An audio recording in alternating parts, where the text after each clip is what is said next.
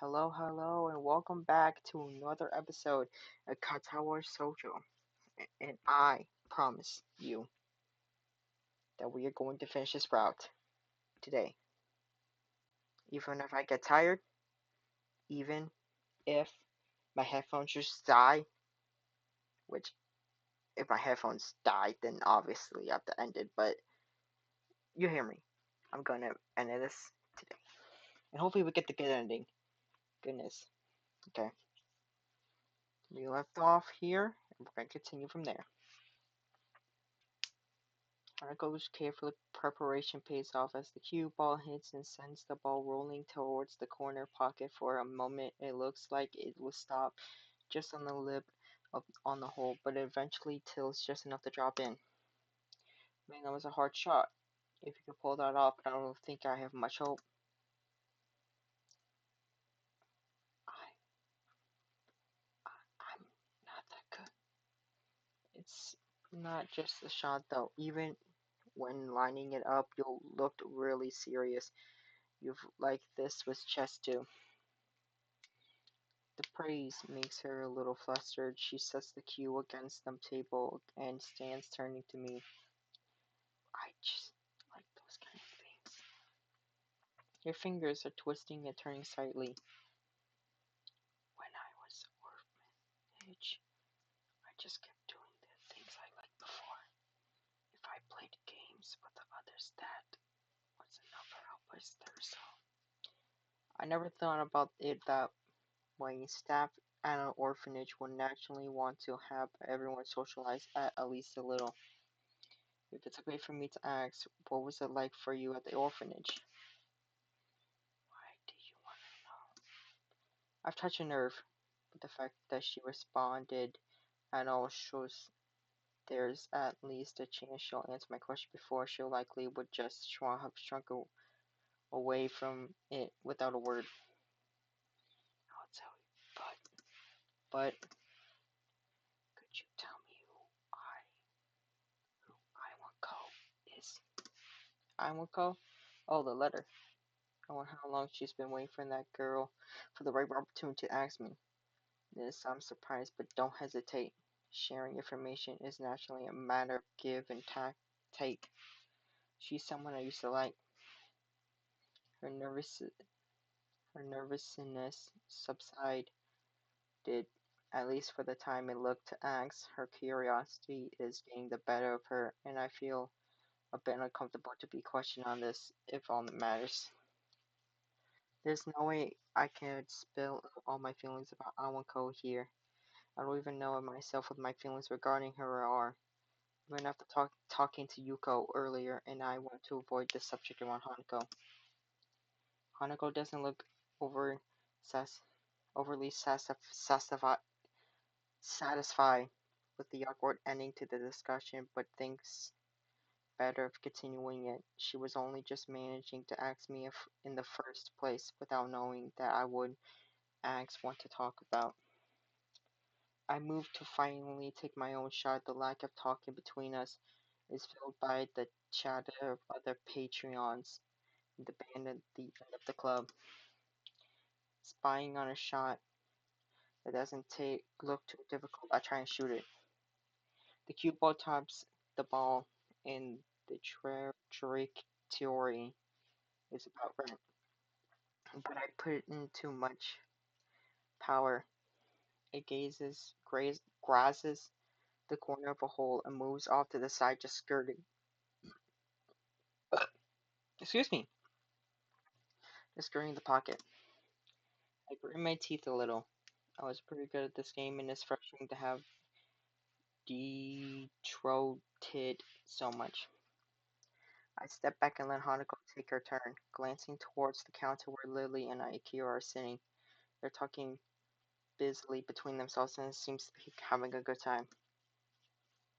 I turn back to Hanako and she takes her shot with the same face as before. She lines herself up and sharply pushes the cue. Just as before that she sinks the ball with she was aiming for, it drops to the side pocket more calmly than her last, though. It looks as if she's getting a bit more into the groove of the game. Nicely done. She hesitates for a moment and begins to address me without turning her head. The orphanage was nice. It felt a bit like Yamako does, and the staff was really kind. But as the years went on, I realized something else different. It feels strange to hear her speak so kindly about herself.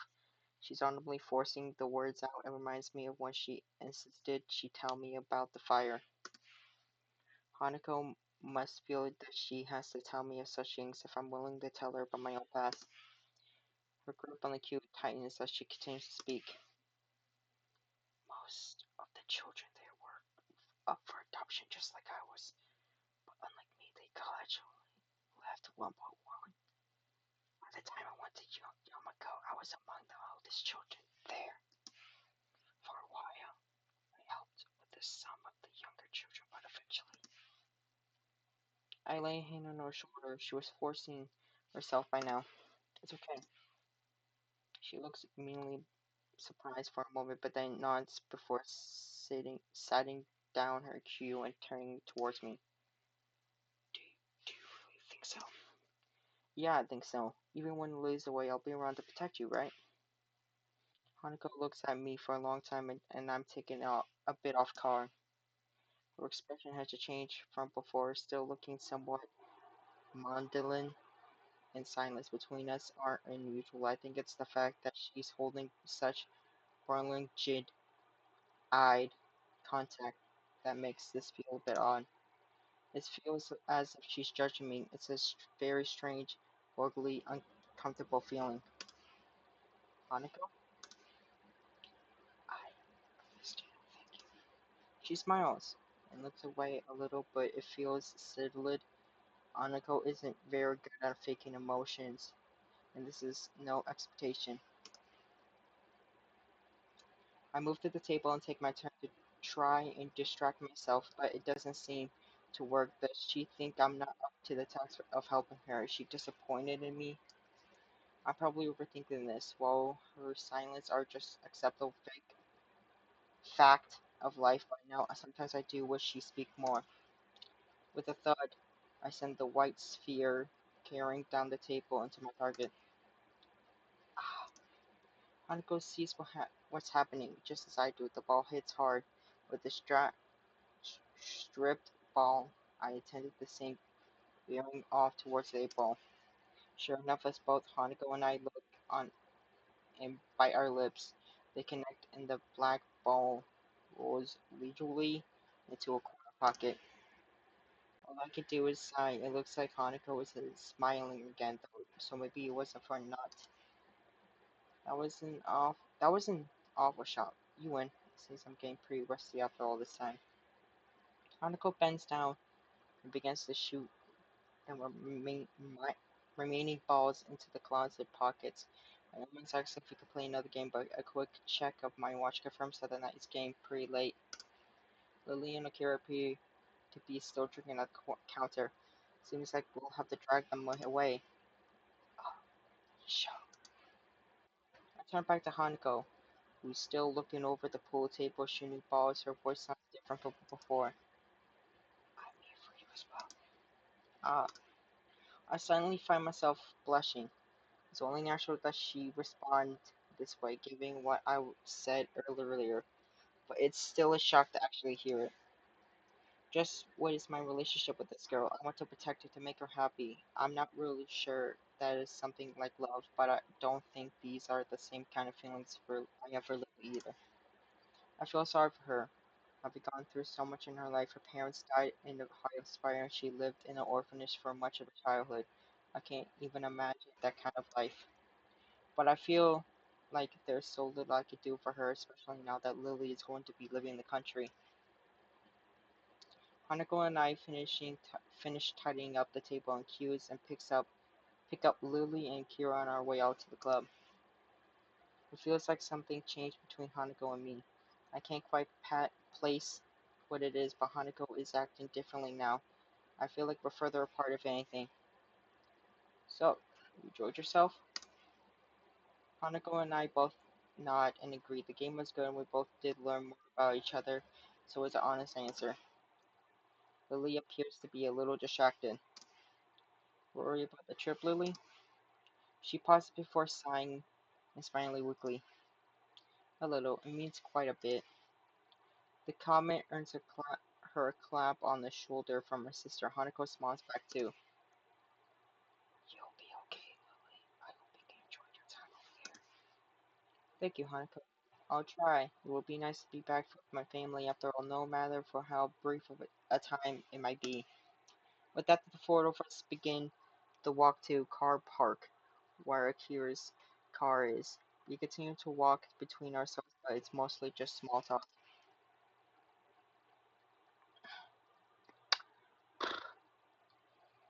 Remember, we're beating this route. Good ending. Let's do this. Right then. Are you taking the bus, Lily? Lily motions to a large suitcase sitting behind her. I'll have to take this with me. So I've booked a taxi. It'll meet us at the school gates in about 5 minutes. Ah, I see. Lily reaches down and feels out the handle of her suitcase. Weight causes her stomach to so I quickly offer to take it myself. That is awfully kind of you, Hisho. She has no qualms about accepting, and I end up picking it up. It's not what I call light, but it's not exactly heavy either. I don't think I'll have too much trouble carrying it. Well, thank you then. We should hurry though. If the taxi leaves, then it will take quite a while to book a new one. You ready, Hanako? Yeah, let's go. We rush to the gate as fast as we can, only to find the taxi has yet to arrive. While nothing like a bit of exercise in the morning, the nurse told me that I should be doing that. I think he probably had other things in mind, he showed, and probably with more regularly. Do you intend to be helping people with their luggages every day? I guess not. Looks like we've got a bit to wait anyway. How long should we wait for the taxi before calling them again?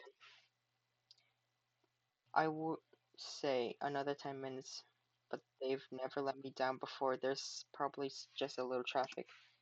Okay then. So how long is the flight to Scotland?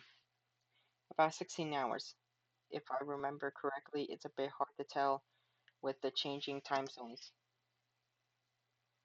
So it's not that I realize Hanako has been unusually quiet, even for her. She doesn't handle stress well, so she's looking really uptight.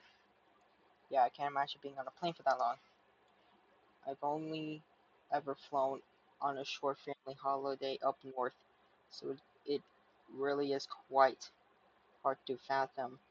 If Hanako spent so much on her childhood and at an orphanage, she's probably traveled very little, let alone flown. It's not too bad. I'll spend most of it either asleep or catching up on my English. I hardly use that here, so I need to refamiliarize myself with it a little.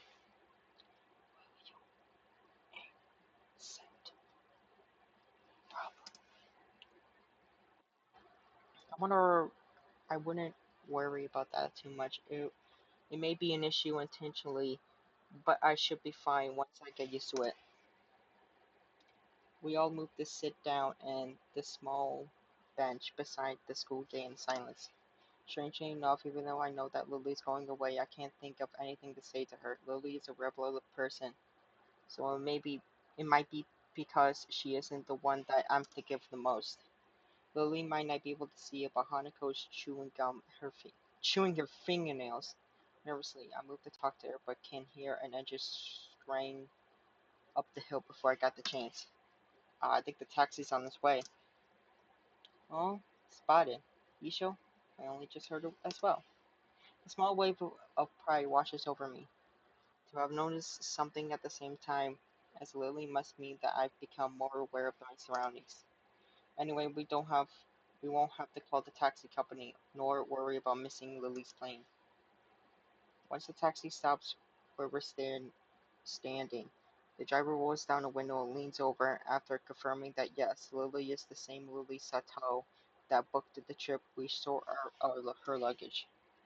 The driver opens the trunk of the taxi and takes Lily's suitcase. With Lily climbing into the back seat as he loads it into the truck and slams it shut. After getting back into his seat and shutting the door, he waits for us to say our farewells. Have a safe trip. Take care of yourself. Hanako looks undisturbedly downcast, and that much is obvious even in her voice. Of course I will. I will. I will be back before long. Don't worry, there will still be another person here for you too, won't there, Hisho? Yeah, of course. I turn and smile to Hanako, putting my hand on her shoulder. She only manages to keep eye contact with me. A couple of seconds, her cheeks red all the while before turning back to Lily. See you, Lily. Goodbye. Lily gives her farewells to both of us with fair measures of reluctance. Without further ado, the driver starts the engine once more and they begin the journey down the hill and towards the airport. The two of us stand at the gates for a long time, even after they've disappeared from sight, not really knowing what to do. So, what do you want to do? I don't know. Why not?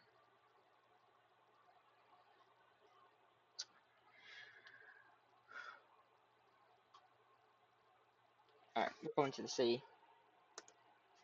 The bus stopped, standing by the school gate, clicked on which was until puts a strange idea in my mind. Do you want to head into town and look for the bookshop or something? We have the rest of the day free. It's a long shot as Hanako doesn't like going into the city. I count the fact that we managed to get her out there even when it was so dark as a small miracle, but I generally want to spend more time with her. Anyway, she's likely to just refuse to go back to. Okay, really? Let's go. I can't work out why Hanako has decided to agree with me, but I'm not about to ask her to change her mind. Stepping off the bus, I immediately noticed that a lot of people around us. In hand sight, it should have been obvious. Of course, lots of people will be downtown on a Saturday afternoon. Hanako retreats close to my side, and I can feel her hand clutching my arm tightly. Her body is held against mine, and her head is bowed so low that her hat hides most of her scarring. So, where shall we go? A bookshop?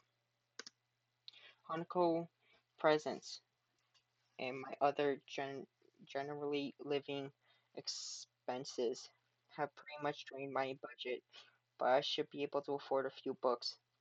There's something I try to preserve a few funds for anyway. For a second, I think Hanako didn't hear me, but then I took to my side and noticed her nodding almost imperceptibly. Okay, do you know of one? Actually, I do. We passed a few when Lily and I were looking for your presents.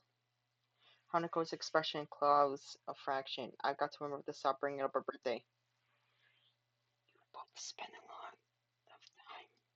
Or maybe I misjudged the situation. We wanted to make sure we got the right present after all. Hanako smiles and blushes a bit. It's a small treasure when she does. Anyway, there should be a bookshop just up ahead. Do you want to check it out? Sure. The crowds start to build as we head towards the bookshop along the ride's walkway. Ways. Hanako latches her other arm into me as well, making our progress a little slower. As we walk, the sound of the traffic makes me think of a possible distraction for her. I was wondering, Hanako, have you thought yet about when you're going to learn to drive? Driving? Yeah, you're kind of lucky in a way. There aren't a whole lot of students in Yamako that are allowed to drive. It's not the best topic of conversation, but I want to try and distract Hanako from the situation. She's really highly struck right now. Then again, all I've really done is make her feel awkward since she's probably never thought about it. I wish I hadn't said anything. Before long, we are before one of the bookshops Lily and I passed during our search. What kind of self-respecting bookshop closes on Saturdays? shops don't make much money anymore because of the internet. Maybe they just had the cost over the weekends. She seems pretty knowledgeable about technology. I guess it's a pursuit that would lend itself well to someone who joins Solitude. Huh. I guess that makes sense. It's easier to find books online. Anyway, it looks like oh my god. Excuse me. Jesus. Gets worse every single episode. Anyway, it looks like the idea is a shot. Anything else you'd like to do? If it's not a bother, could you show me where you bought my present? Sure, not a problem. It's not far from here. Head up in the direction of the store, only half sure of its exact location. I don't want to repeat of last time spending half of the day walking around aimlessly. Here we are, Othello's Antiques. It's small. Well, yes, it took Lily and me some time to find it. Can we go in? Oh, see, why not? It's open. Hanako pushes through the door and enters before me. Once again, the store is empty, save for the store owner. His face drops a little when he sees me. Oh, you're not here for a return, are you? Wait, that's not the girl you had with you last time. No, we're not here to return anything. We were just in town and wanted to have another look in here. The store owner considers this for quite a long time. I guess he's not used to high school students come to his shop on a regular basis. Might this is friend? Might this be the friend you bought gifts for? That's right, the present's for her. The store owner turns to Hanako, who freezes on the spot like a deer caught in the headlights. He moves to address her, but stops before doing so, looking a little taken aback. He catches himself staring and looks to the side, addressing us directly. His expression is awkward and tense, as is his entire body. I wanted to be mad at him, but I know full well that I had the same instinctive reaction when I first saw her. First surprise, then curiosity, then an awkward look away as I dealt with what I seen. Haiko looks less panicked than before, but I think the feeling she's giving off now is worse. It's not anger nor annoyance. If anything, it's one of an apology. You're lucky there, young lady, to have a friend that care about you as much as they do. Thank you. If I hadn't spent so much time with Hanako, I wouldn't have realized that she said anything. Then again, the store owner's mumble was hardly clear either, thanks in part to being directed away from us. Hanako strikes out into the store, gazing in wonder at the various items in display. She finds the dolls section and spends lingering minutes studying each and every one. It's a side of Hanako I've only barely been introduced to. I was instanced when Lily said she liked dolls, and even more so to find her collection sitting on her dresser.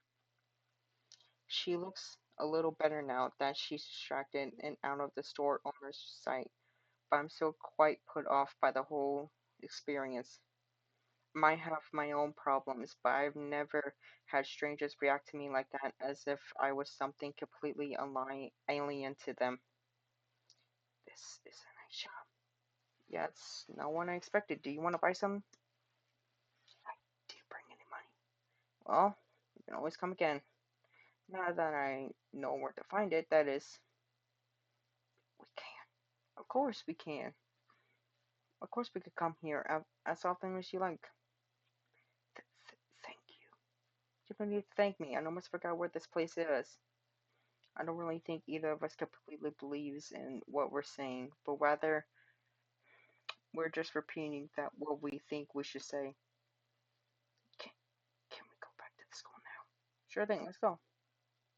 As we leave for the bus stop, I see the store owner peek through the curtains at the back of the shop. I'm not really sure what that glance he gives to her says. It feels a bit weird, and the fact that Hanako didn't see it is both a relief and bit frustrating.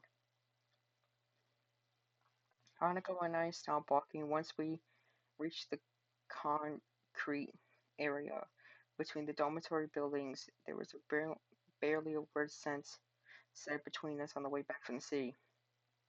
Oh, then goodbye. Do you wanna have some tea? Something about a game. Hanako shakes her head embarrassedly. I'm tired. Maybe later. I got homework. She sounds a little depressed. Hanako obviously does want to do more, but I suppose she will have a bit of schoolwork to catch up on. She's missed a few days of the lesson. Oh, homework. Thanks for reminding me. I've got a stack to do as well. I guess I'll see you tomorrow. See you, Isho. Before I could say goodbye, Hanako had turned and begun walking towards the entrance to the female dormitory buildings.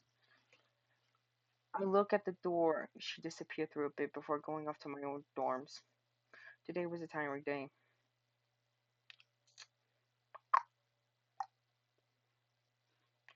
Alrighty, and this is it. Act 4. Scars. Alright, let's do this. Goodness. I woke up, took my pills, had a nice shower quickly, slipped on my uniform, ate a tasty breakfast, grabbed my bag, and headed off out as per my usually daily routine.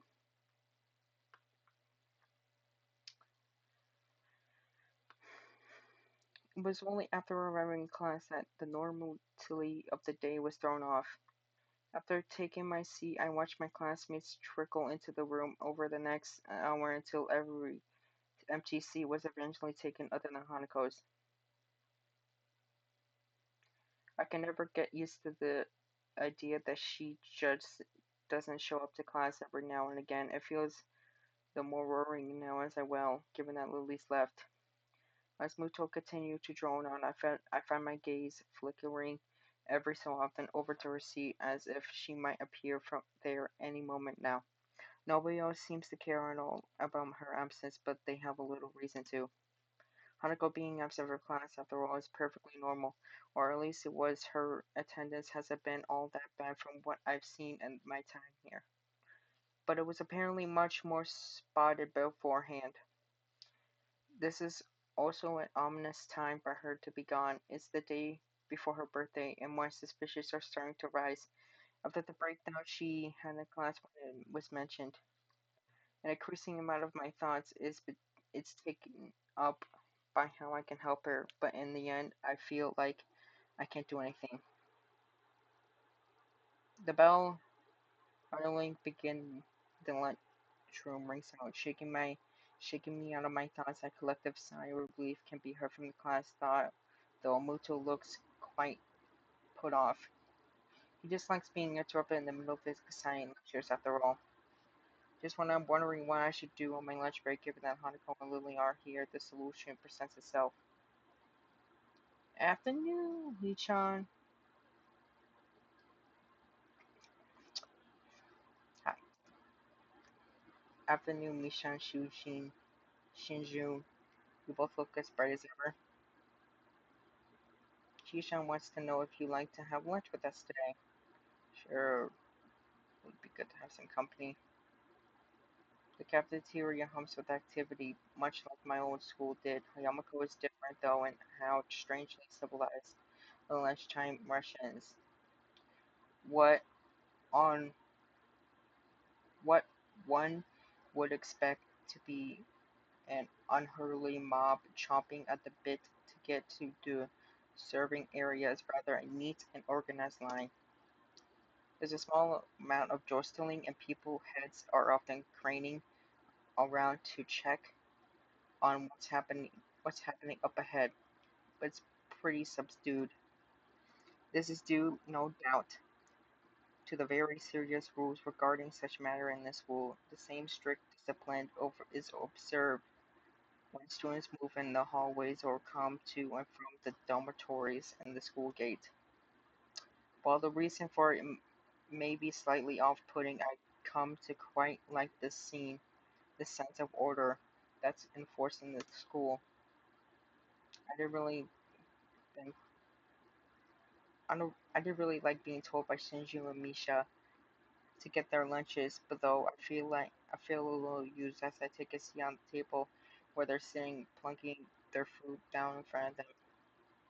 Sweet bread and strawberry milk for Misha, a bowl of ramen and juice for Shinju. I am silent, a sigh of relief as I put it all down after this significant difficulty I had carrying it all in addition to my own lunch.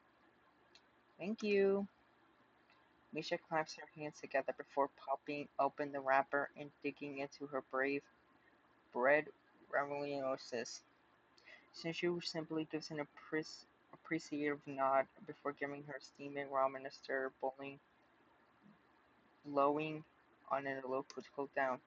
I open my own lunch, another packet of sweet bread, and take a bite before washing it down with some juice.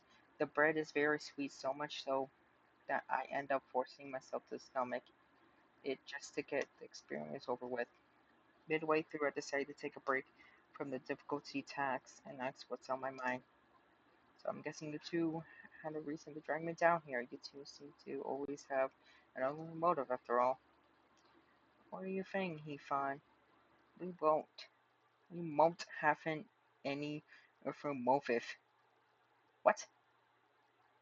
Oh, she's eating. Oh, okay. Her mouth is full of sweet bread, as she speaks this pretty unpleasant sight. Shinjun looks a little grossed out before going back to eating her ramen. They sell ramen at a school lunch. Japan lunches at school are different. That's all I'm gonna say. I wait until Misha swallows what she has in her mouth before speaking again. You're not buttering me up to make me work with you after school? Nope. Not trying to extract information from me that I might not want to give? Nuh-uh. Fine you in. I guess you just wanted to eat lunch with someone as intelligent and handsome as me then. That's that's it, Hee-chan. You got it.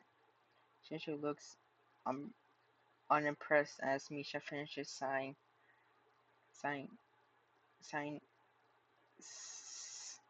signing our conversation, and it sucks in the last of long noodle as she signs her own thoughts. Shishan says you shouldn't be so suspicious of us. She's just doing her duty as a class representative after all. How is she, are you doing that? As much as I hate to admit it, it looks like as if I still have the trouble communicating with Shinju. It should be a simple matter of keeping eye contact with her and addressing Shinjun instead of Misha in my speech, but when somebody else is doing the talking for her, it's a surprisingly difficult task. It's a class representative's job to ensure everybody is doing it all right in the class, isn't it? Not really. Wait, how does it make me get your food ensuring that I will go well in my class? Shinjun huffs and adjusts her glasses disapprovingly.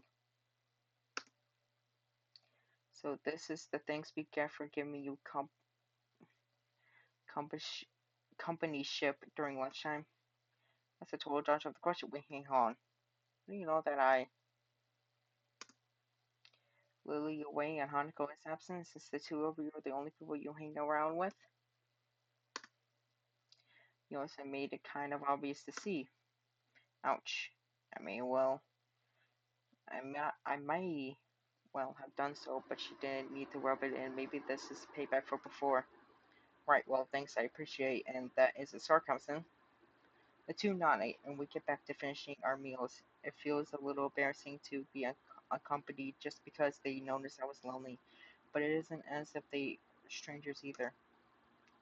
It isn't long before I finish the last of my bread and start on the last of my juice, and as I do so, I find my mind wandering back to what I've been thinking about before the two interrupted my train of thought.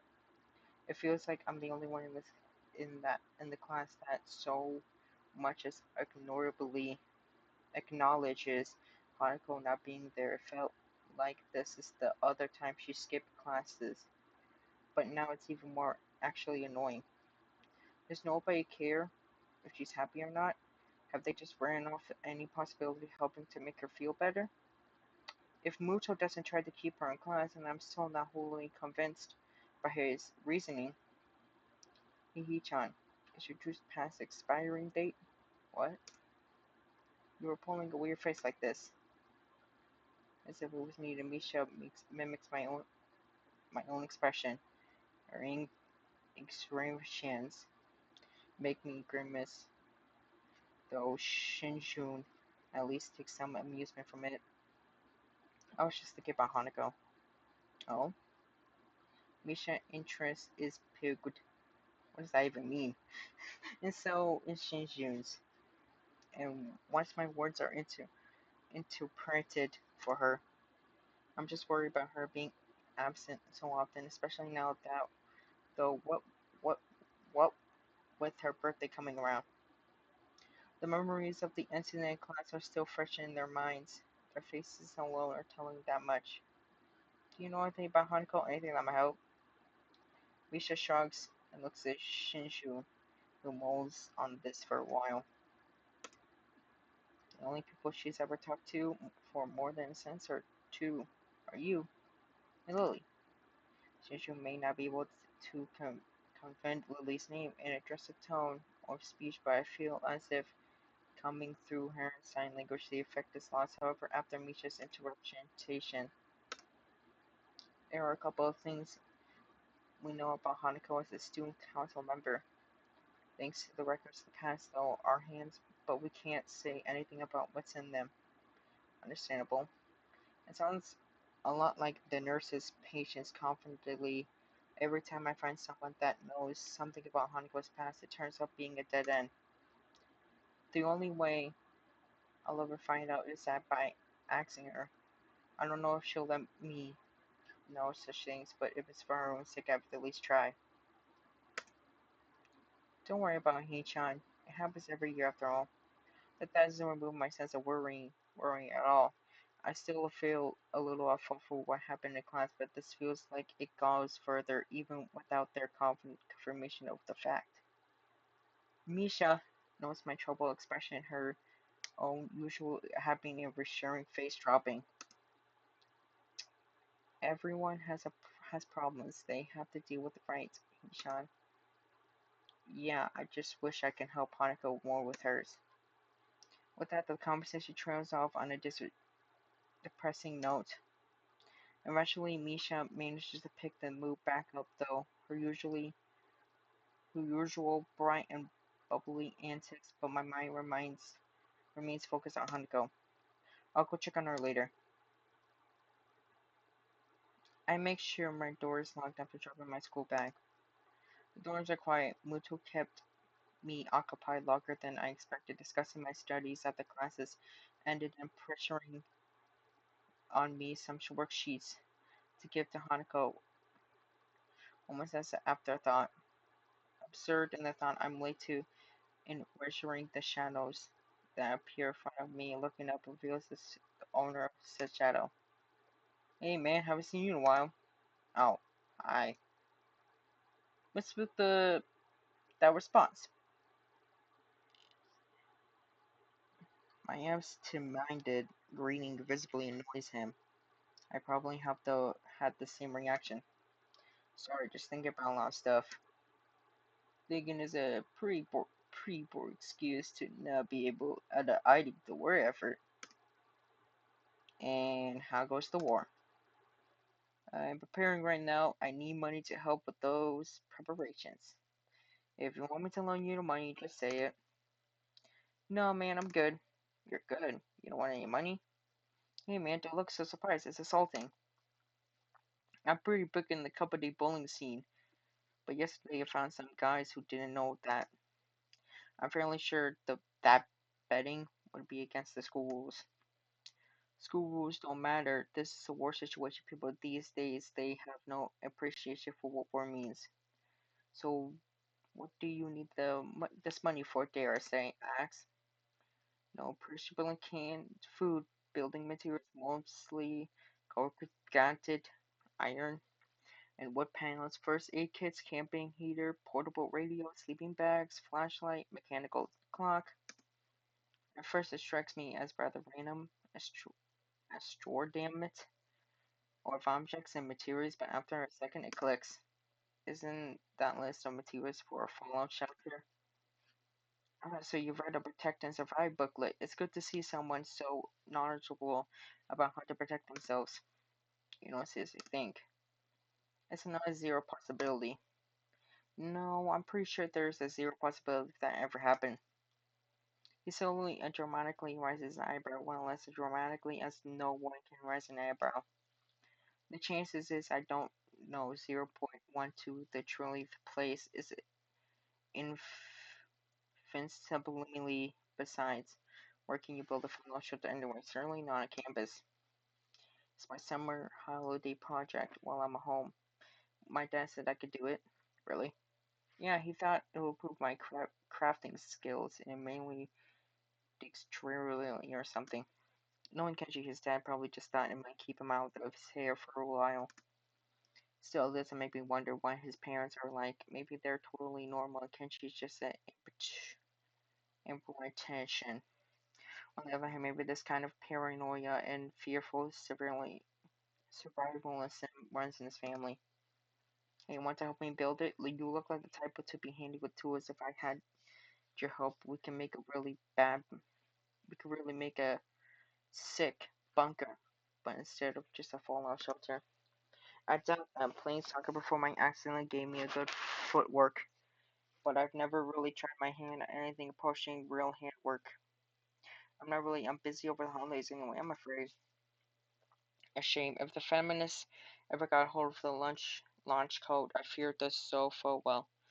Few well, be prepared. And your fallout shelter to protect you from a nuclear bomb explosion. In that case, that this does happen. A fallout shelter that isn't meant to protect against the blast. That's what a blast shelter is for. I thought you knew better. My mistake. My home is pretty far away from a major military site, so the fallout following a nuclear exchange is bigger concern than the blast itself. What's this do do is keep the dust and other particles away from me. My food supply in my sleeping area is gonna last me at least 14 days though. 14 days is a pretty long time. It is. I need 1 liter of water a day for drinking, two optimally so that I can wash as well. Totally is very easy enough. That just garbage bags and a pin placed outside the shelter area. Food means canned supplies, of course. Of course, and the radio for is for the outside communication. Right, right. So I can pick up the government alerts on what's going on outside. I need a mechanical clock rather than an electrical one in case the electrical electromagnetic pulse from a nuclear air bust fries out too. There's all the other stuff I need as well, like extra clothing, matches, and candles. I think I'll still have time to gather it all, though maybe. As much as I hate to say, I'm a little embarrassed. He's really researched this and thought it, though. Then again, I don't know if I want to live in a post-apocalyptic post-apocalyptic world with only people like Kenji having survived. It sounds like you really know what you're doing. Damn right I do. It must be hard living in constant fear like this. He hardly ever socializes either, so the fact that he went bowling with others and is himself is something of a surprise.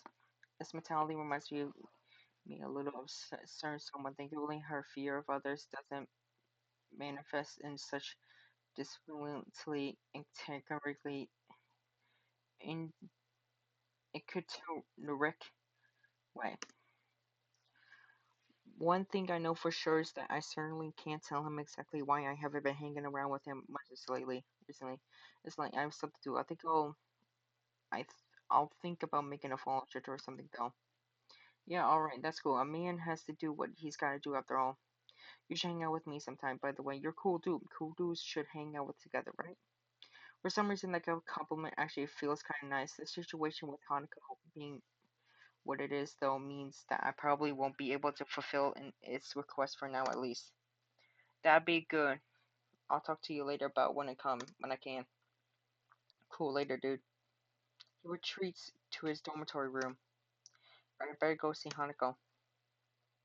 I stand outside the door to Hanako's room, hoping that she isn't in too much of a state. As I nervously clench the work she's moved to ask me to pass on to her. It's one more reason to visit her, and it gives me something to talk about, so I suppose I should be thankful for giving me the text. With a long breath to steady myself, I rub my knuckles on the door in front of me. Silence, I listen intently for any seconds of shuffling coming from inside, but I can't hear a thing. I knock on the door again, slightly harder. Still no answer. How strange. Scratching my head, I make one last attempt at getting her to answer as I knock on the door one final time. Hanako, it's me. Muto said to give you some stuff. For a while, this attempt seems to be unsuccessful. As at last, just before I slip the sheets on her door, then I hear the handle rattling. As the door opens halfway, I quickly try to see Hanako's bearing. Its attacks made it somewhat more difficult by her oversized gown, hiding so much of her body. She doesn't look sick, or at least not immediately, to be honest. I've ever preferred that to her expression right now. She looks terribly tired, and appears to be barely acknowledged my presence. Hanako, Muto wanted me to give you these since you weren't in class today. I hold out, I hold out the loose sheets, which she tentatively takes in her hands. The way her moves is devoted of thought. Her posture is slumped in an unusual manner for someone that's so often intense and wound up. Even her eyes keep looking away from mine, doing their best to avoid eye contact. I move my head a little, trying to get a better look, but she just ends up turning away. Are you okay? If you're feeling sick or anything, I could go get a nurse. It feels almost pitiful to be on such a routine get well soon act, and I can't think of anything else I could possibly do for her, though. She seems to collect herself a little at the notion, but only a little. Her head remains turned away, but her eyes move towards me. I fight. An awkward silence follows. As it lingers, I notice that the sleeves and the cuffs of her gown bear slightly damp stains. Her cheeks are a bit red too. Has she been crying? I see. I hesitate a little before coming up with the words I really came here to say. Would you like to stay? I don't have anything urgent to do at the moment, so it wouldn't be any trouble. Her eyes slid away from me, and I lose any hope from approving of her mood. I wait for a response, but she doesn't say anything, nor give a kind of gesture. She just stands there looking away from me. Hanako? She slowly shakes her head. Oh, okay. Good night then. With that, Hanako steps back and closes the door without a second word. More than a little worried, I retreat back to my room. Wandering up the hallway, I keep mulling over what happened. It felt like Hanako was only half there, as if I was interacting with a robot that was just doing what it was programmed to without any real thought. She was a husk of a person. This is frustrating. I had hoped with that meaning Hanako would help the situation, but I feel like it's only made it harder to understand her. How am I supposed to try and help her when she quite literally shuts me out like that? I don't even bother to turn on the light up to me, instead to sleepily change to my pajamas, quickly choke down my evening pills, and collapse into my bed.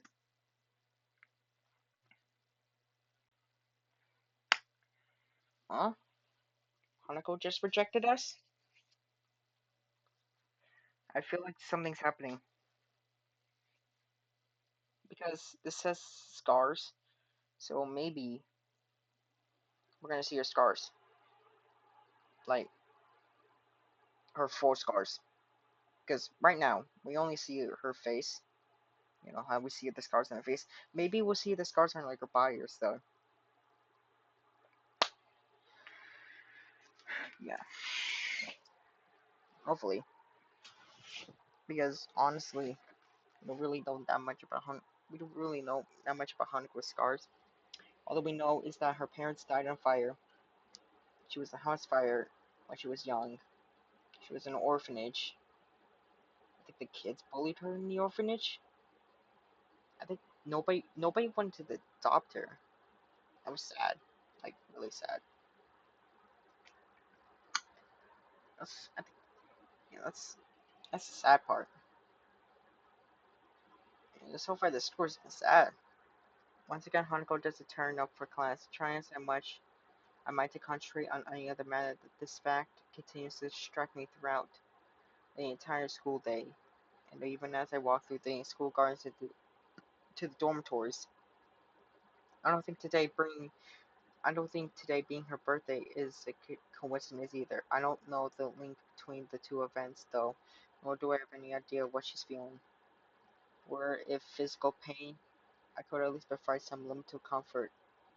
With something like this though, I have no idea where to start. I run the people I know through my head, thinking about whether they can help. Shinju and Misha don't know that much about Hanako, and what little do they know, they can't tell me for same for theirs. In the end, there's only one person that Hanako will and will be willing to tell me anything. I turn my dormitory room. I notice something that takes me off guard. It's starting to feel familiar. With everything that's going around me, I'm thankful that this room started to finally be somewhere I can relax a little. When I first entered Yamako, it felt immediately foreign in every way, from the untouched neatness to the way it smelled. Focusing back on the tasks on hand, I throw my bag onto the bed as I open the top drawer of my desk.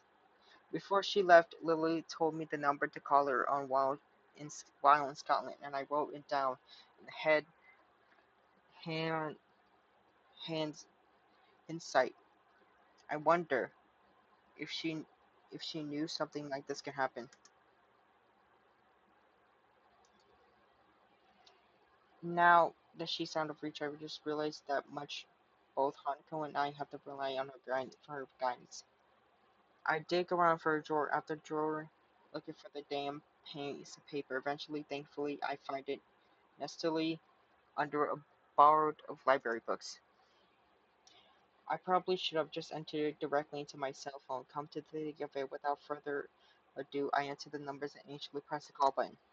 Eventually, the phone picks up a feminine voice I don't recognize. On the other hand, it's probably Lily's mother.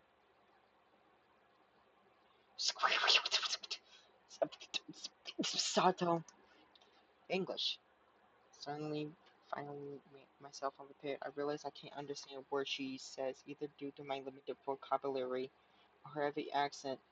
I should have inspected this, since according to Lily, her mother is native Scottish. I soldier on it on in the hope that she must know Japanese, considering in her it's her daughter's native language. It's Hishonaki speaking. An enthusiastic sound of felicitation could be heard as she recognized the language. My feeling effortlessly is immense. Ah, you must be one of Lily's friends from school, correct? Even so, her accent means I have to concentrate to work out what she's saying. Yes, that's right. Pleased to speak you. Pleased to be speak to you, Mrs. Santo. It's nice of her to find someone so polite. Lily, dear, is for you. Her mother seems nice, if a little over stick, given the Moondun situation. There's a small silence as Lily takes her time getting to the phone, and the distance can just make out her mother scolding her playfully for just getting up. Hello, Lily speaking. You sound awful. She makes it sound somewhere between a dying animal. What? Dying animal? What do you mean? Is No, don't tell me. Is Lily dying? Is she dying? Hmm. Is she sick? And yawn. The one thing I did remember to check before calling was the time zone. It'd be pretty late in the morning over there, so she really has no excuse. Not feeling well? Just tired. What time is it there? Late afternoon. School finished for the day not long ago. Hanuko's not well, is she? I was a quick my institutions that she must have known something like this can happen seems to have been on the mark. How did you know? Because today is her birthday. I hope she might have gotten at least a little better after coming to know you, but how is she right now? She missed school today and yesterday. I still have to check up on her today, to be honest, after seeing how she went. Seeing how she won. I talked to her yesterday. I'm pretty anxious. I really have no idea what to make of it. Has this happened in the past? Is it related to her scarring in some way? Unfortunately so. Roughly the same thing happened last year when her birthday came up. As far as I could tell, it's because her parents died in the accident that caused her scarring, and Hanako blames herself for the deaths. When she says that, when she says does seem to make sense. If she's blaming herself on her birthday, she may well be ruining that she was ever born. Hanako had mentioned her stay in the orphanage to me. Maybe I should take some to heart that she trusts me enough to tell me such a thing. Lily seeming so in the dark about it though, almost to an extent that I am as a surprise. So that's why she lives in the student's dormitory as well. Has she told you any more about the accident? As close as we've come, she barely told me anything about what happened.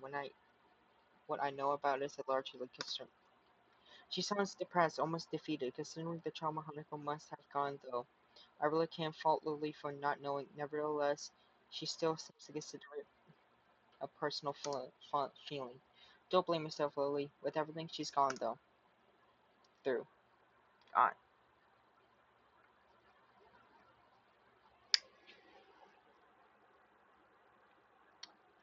There's a long silence from the other end of the line. I begin to wonder if the call cut out before the voice of the other one speaks once again. There is another person, though, that has been subject of worry for me as of late. Oh?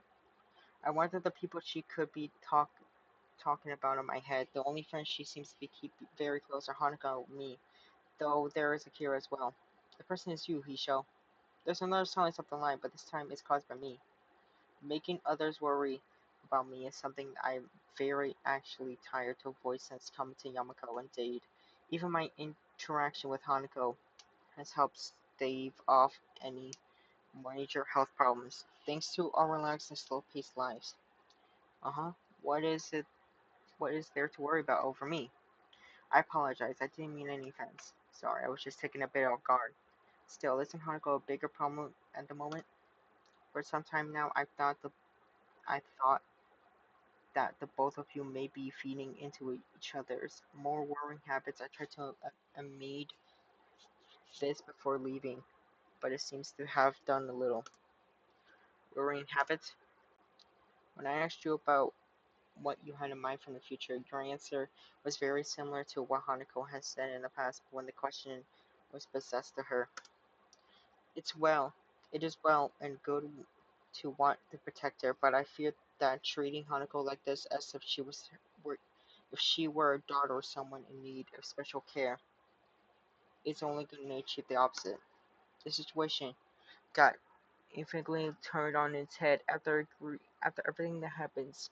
This is the first time I found myself doubting Lulu's judgment. Uh, you know what? Let's agree with Lily. I don't want to admit it, but she may have a point. Something else bugs me though. And you try to admit this? Wait, our outing in the sea to the sea? Quite astute. I thought that I thought that might help if I dragged both of you out of Yamako and into the wider world. I'm thankful you became closer for it though. So she noticed that I suppose she may well have been paying attention to us, and her hearing is incredibly good, quite likely good enough to have picked up what we were talking about if she tried. It sounds more and more like you were manipulating us. Silence is a harsh way of putting it, but I have no intention of stepping back from those words. I'm sorry, I was just worried about you. It's fine. I guess there are more important things anyways. It's not a total surprise that she'd do such a thing. Her motherly nature can be slightly overbearing at times, but she does have the best of intentions. So you think I should think about myself more instead of trying to cat cater to Hanako? That largely sums it up again. I'm sorry for not telling you this in a clearer way before getting behind your back. I know I'm at least guilty of being overprotective of Hanako as you, but I fear that you are neglecting yourself in your efforts to give Hanako happiness. Do you realize think do you really think Hanako will be okay? She isn't fragile as you think. I don't know exactly what experience she lives through, or what feelings she has in her mind, but she has managed to work her way through them until now. It's also my hope that giving her a little space will allow her to decide what she truly wants for herself, and give her the incentive to reach out for it. Please have faith in Hanako. That's all I ask. I guess I'll think about it for a while. Okay, so I'm gonna explain this. Why do I mute the music? Because I because of copyright. I'm tired of my videos getting copyrighted, and if I want to post clips on TikTok, most time it's just gonna be muted. So that's why I mute the music. Sorry. I guess I'll think about it for a while. That's a good. Being rash won't get you anywhere.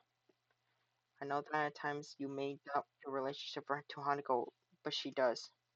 Lily cuts herself off and takes a moment to reconsider her words. Please keep in mind that I wouldn't have befriended you if I haven't thought you a fundamentally good person. You're a good friend, both to myself and to Hanako.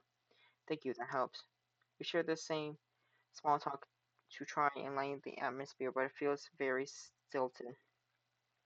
There's a lot I don't know about Lily staying in Scotland, but after such a happy subject, I want to be alone for a bit to think. After a few minutes, we say goodbyes, and I set my phone on my desk. Compared to Hanako's situation, mine feels really mundid. Mundan. I still have both of my parents, and I had a reasonable, normal childhood, and unlike many in Yamako, my condition is immediately visible to the public. But then again, isn't this just an attempt to justify the way I've been acting towards her? That may well be what our pasts were like. But when it comes to the future, I still have no idea what I want to do. In school, I've just concentrated on each day work I have put off more and more things to cater to Hanako. I recall the words that Muto told me after Hanako's breakdown about the purpose of Yamako in my education in hindsight. He was probably trying to push exactly the same thing. Just when I have been doing the time since my heart attack, if I ever did manage to get Hanako out of her room and to open up, what then? I look out my dormitory window and as the sun slowly sets, it's a nice sight, but what I really savor is the quiet as the students return to the dormitory rooms. All I want to do now is think. I'm not sure how much time I have. I want to work out where I'll go from here.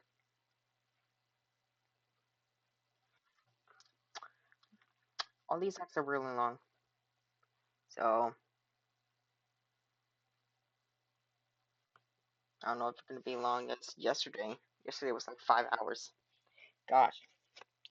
Since talking to Lily yesterday, I've wanted to try and move on from the listlessness I've felt ever since coming to Yamako. But even when I tried to concentrate on the book in front of me, Hanako's empty seat on the back of the classroom looms larger than life. Every time I start getting focus, my eyes flicker over to her desk again, and my mind starts spinning. What's more, oh my god, hi Mickey. Once more, my eyes drift off to it, but this time my vision is blocked by a certain other classmate. Oh, hey Mickey. Maybe you should just have lunch. I can hear your stomach growling from my desk.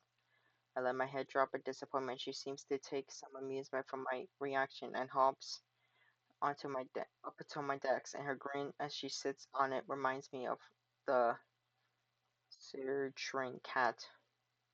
So what you working on? Some math. I have a distant handle on it, but I just want to. Oh, really? Let me see. Before I can object, she grabs my mathematic book with her hand. She scans the page I was on, holding it open with the one hand she has, and her left arm sitting usually on her lap. In my time here at Yamako, I've noticed that the other students have a wide range of adjustment to the disability on a purely practical level. Miki is one of those who seem to have some trouble. The stump of her left arm tends to be either hanging by her side, slip into a pocket, or otherwise put out on the of the way. Sometimes she has a difficult time doing common tasks, which makes her visibility go away frustrated. I feel a bit I feel a little bad for thinking this way, but I'm thankful for that Hanako and I don't have disabilities affecting our freedom of movement to the extent. Then again, if Mickey's problem worsened, at least she wouldn't have a real possibility of dying. My attention is refocused as she thumbs through a few pages, skimming their consents with such casual interest in the subject matter. It's clear by now that she won't be any help. I'm guessing you're not too interested in this stuff. Screw math. It's boring as heck. She puts the book back in front of me. With indifference, her eyes move to the notebook beside it that I've been working on practicing equations on. Wait, you're actually able to work that stuff out? Yeah. Wow. I never talked to a computer with legs before. Thanks, I think. At least I'm doing better in this than history. Think it's worth asking that librarian for help. I hear she's shooting for Unu. Ah, Yuko. Maybe I don't know what she was supposed to study though. So what about you? Got anything you're thinking about doing after graduate? Me? Nah, not really. Just enjoying it while it lasts. She looks a little awkward when asked about her future, and absent-minded rubs her left forearm. I kind of want to ask her about it, but I don't think her as well enough to do so. The conversation peters out, and I lean back in my chair, giving up on the prospect of studying. Mika knows my tired expression and looks utterly serious. Thinking about Hanako? This is obvious. You've been glancing at her seat. You've been pretty quiet, not too hard to connect the dots. Just worried about her. Yeah, I can see why you would be. She can get weird sometimes.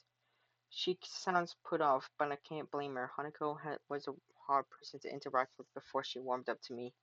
Even with Lily around to help, I haven't known her for that long either, so some of her habits would still be unknown to me. My face becomes tremble. If I hadn't developed my feelings for her, this would have been at least easier. I mean, no offense. She isn't a bad person all that much. I know. I didn't think. I didn't take it that way. It's just harder to deal with when. Well, you'll have the feeling for someone. Yeah, I can't imagine that.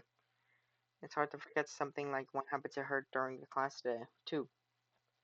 I wish she had reminded me of that. She just confirmed that it was clearly noticed by others in the room as well. Come on, don't get that down. She's done this before. You just gotta weigh it out. She locks herself in the room and acts like an empty husk of a person for a civilized amount of time ever since she entered Yamako, if not before then as well. And I'm not supposed to be concerned about that. Well, I might think that, but there's nothing that I could do. I can't force her to come out. What? Come out as gay? And she does see a therapist, so it's not like she isn't getting any help for her issues. Maybe it's national to think that way when you're so powerless to help someone. That's just the way she is, and you just have to deal with it. As I move things over, I notice I'm moving out of my corner of my eye. I glance to see what it is, and I'm doing a double take. Oh, there she is. Sure enough, it's Hanako. She walks to the door just as she would any normal school day and begins to move towards her seat in her usual silent, humble manner.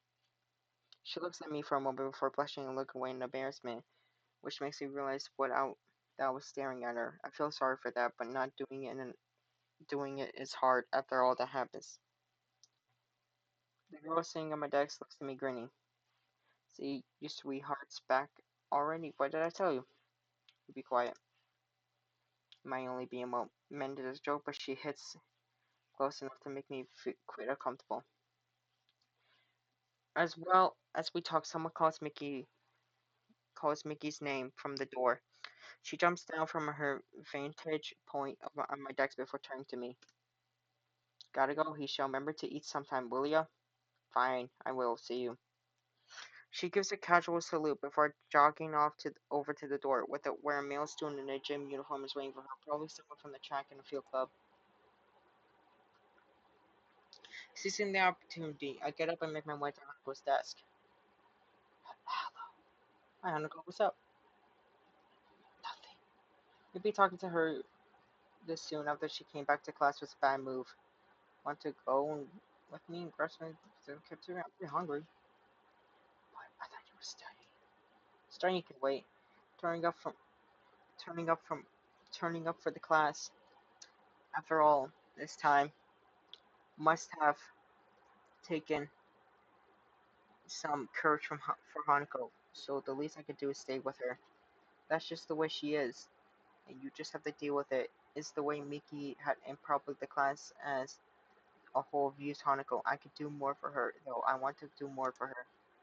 After being distracted by Miki, I don't think I'm going to get any work done. Come on, let's go. She hesitates, but eventually gets up and joins me as we begin walking. This may be small steps for her, but the fact that she's finally out of her room, of her own vi- violations, lifts a large weight off my shoulders. Okay, it's 2:30 a.m. Venice. Whatever. My pen busily squirrels onto a slowly filling page of my notebook. My other hand remains on the page of a reference book I borrowed from the library, marking my spot as my eyes flicker to and fro. As I work, I occasionally mark red circles or underlines onto the photocopy sheets of paper that lie onto the table in front of me. Wanting a change of the scenery from my library and to avoid the distraction of the classroom, I decided to make use of the shanja for some quiet study time. It ended up being nice and quiet as expected, and being able to get coffee while I studied is a nice bonus. Hanako may have returned to her normal self since she came out of her room, but I've done quite the opposite. Daily routine may have returned to us, but I feel as a different person. Maybe I'm not. It's only been a few days after all since I've decided I wanted to try and get out of the route. I found myself in after my accident, but I wanted to change, and I'm now actively working towards that goal, or at least I would like to think what I am. This is possible. Brute forcing this isn't gonna work. What's more, I have another piece of writing I have to do after this. I fear that's going to be no easier. Um, I look up in a mild surprise to the source of the tentative voice. Yuko stands at the head of the table with a damp towel in her hand, clearly having taken an opportunity to clean the tables while no other patrons were around. She looks curiously curious, her eyes as much as the work on as on me. What's the matter? I was just wondering, what sort of work are you having so much trouble on? Oh, it's just history. I'm fine with science and math, so I'm trying to get my other subjects on prayer. Yuko looks possibly delighted at this development. I feel like I just chose the right answer on this big quiz show. Oh, I think I can help you with that. If you don't mind, of course. I briefly considered turning down the offer in order to not cause her too much trouble, but she looks too excited about this for me to do it. It would be mean to shoot her down like that after such a reaction. If you're willing to help, I really appreciate it. She claps her hands together and quickly devotes her towel on the counter before turning and taking a seat across from me. I take my notebook off the top of my textbook and hand it over to her to pursue. So you're studying to the Edo period. Yeah, I'm not really much at the good at those though. She takes the textbook and reads a few pages from a random section near the middle for a bit, but the aura of the enthused she'd been reading previously rapidly sapping away. I'm guessing this is the kind of history you're expecting. Unfortunately not. My main area is European area, especially in the classic area, sorry. She looks a bit downcast, but as she carefully closes the book and lays it back down on the table, her face perks up again. Would you like another cup of coffee? Hmm. Yeah, sure. I reach forward to get my book back as Yanako gets up, takes my mug, and slowly walks to the counter to begin another brew. As usual, she's absolutely silent as she does. Every ounce of her concentration is focused on not tripping over or dropping the plain with white mug. I take the opportunity to lay back and relax for a bit, the hum of the copy machine filling the otherwise quiet air. It's a small detail like that which makes me realize how much I've come to appreciate the little things in life. The peace and quiet of the local town, the discipline and order of Yamako, the green of the trees that were so rare in my home city, the relaxed pace at which the aging residents live their lives. Everything feels so certain, it's comforting. I can feel myself beginning to nod off when the sound of the mug coming to rest on the table grabs my attention. She seems like it arrived not a moment too soon.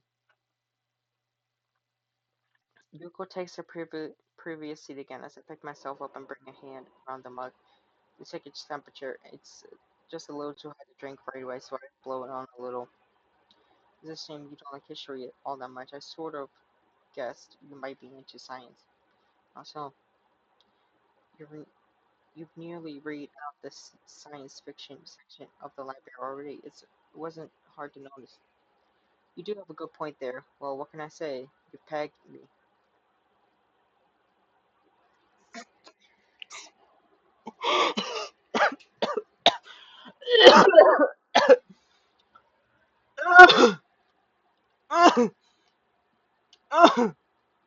Bruh. No way. What? She did what? Oh my god. You sound like you really take an interest in history, though, especially considering how specific you were about it. Do you study in the area or something? Go on digs overseas? Shiko grips nervously at the thought. I like to visit the Mediterranean sometime and see the old art architecture. I know for myself, but I don't think I could trust myself to handle such delicate things. I'm saving up for the formerly study in the university, although I also read up on it whenever I have the free time outside of work. So Miki was right about her university aspirations. Considering how she fares as the waitress, a more theoretical path may suit Yuko better. It's nice to hear that she has some ambitions though, considering how hard she works. I note and take a careful sip of coffee, sip of my coffee, but by now it's cold to the right temperature, so I begin to drink while keeping an eye on the book below, trying to read at the same time.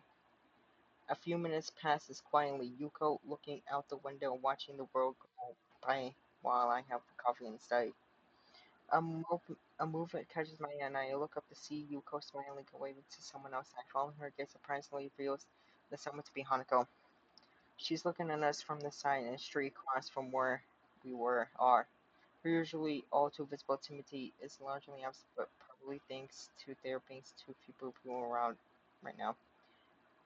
Eventually, she decides to join us after a little wave. She gives a quick glance up and down the street and crosses the town, decided that the cafe's on. The family doorbell to the Senshaha rings out as Hanako enters and makes her way to the table we're sitting in.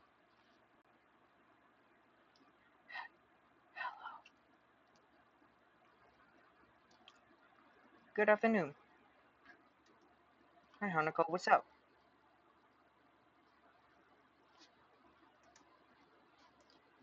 Nothing. Just going out for walks. The weather was nice. Yeah, I get what you mean. I'm glad I decided to get to study here instead of the library. It's comfortable in here, thanks to that. Better than the sometimes quite stuffy library. I look to Yoko, who nods in response.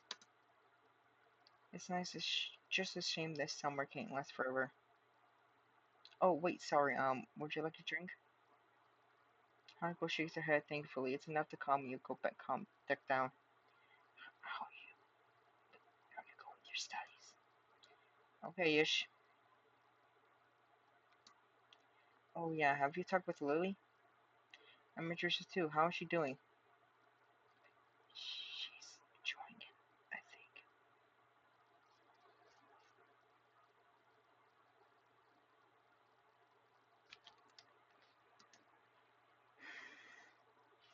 I think that's all we're going to get out of her. Being around Yuko is tensing her up. Oh, it would be nice to travel to Scotland. Greenfields, castles, lovely small towns, men in kilts, interesting history.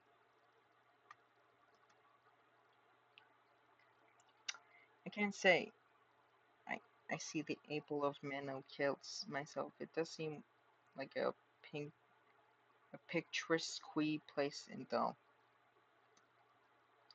As we talk, the jiggle of the doorbell rings again. Hanako starts noticing Yoko's panicked expression as the perspective that she might leave the customers to wait a handful of seconds to do their chat with us. Yoko gives us a quick bow and hastily skeeters over and greets the new customers, an elderly man and his wife. I watch for a bit, craning my head around to get a good view. Hanako is staring at me with her one visible eye. She averts her head in embarrassment as I turn to make eye contact. I was just thinking, it's nice to have ambitions for the future. Yuko was telling me all about her university aspiration before. Oh, it's a shame. If she wasn't so neurotic and overworked, I think she could be a really happy person.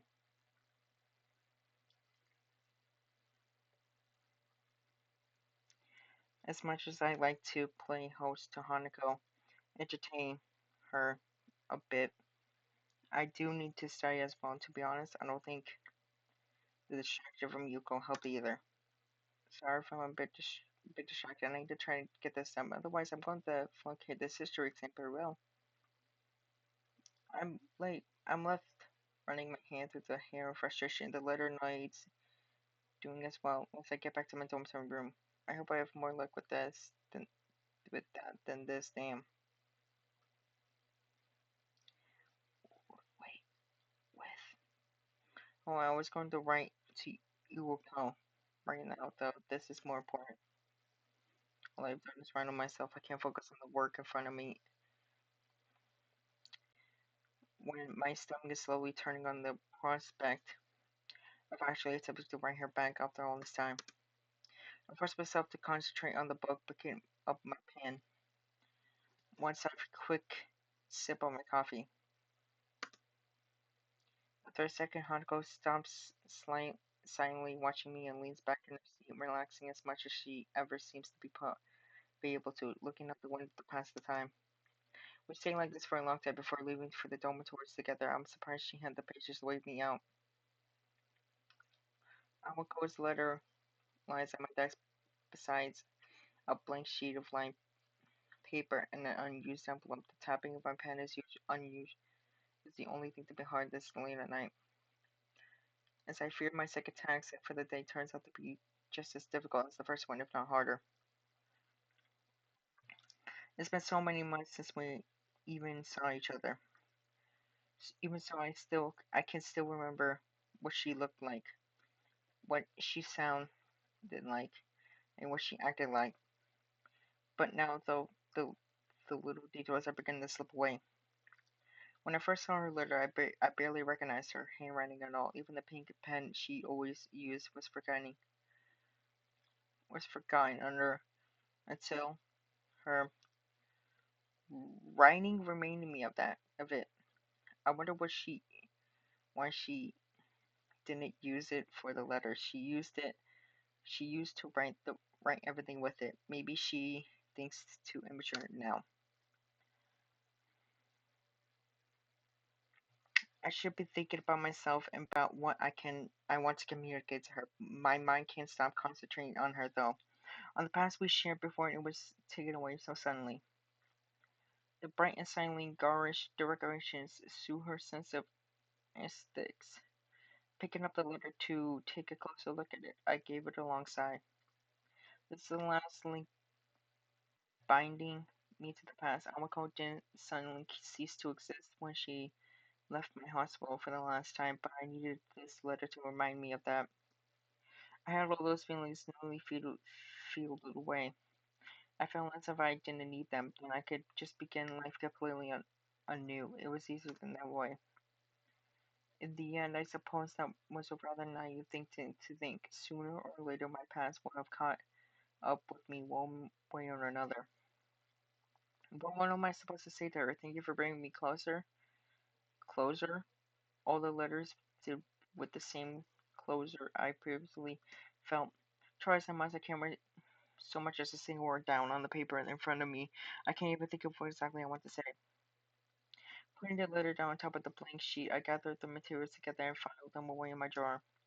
The clicking of decks makes it up close, makes me mentally tense and frustrated before I get up to grab a drink from the vending machine on the first floor. I tried, but I couldn't do it. After all the time that's passed, I still don't know how to do without Awako.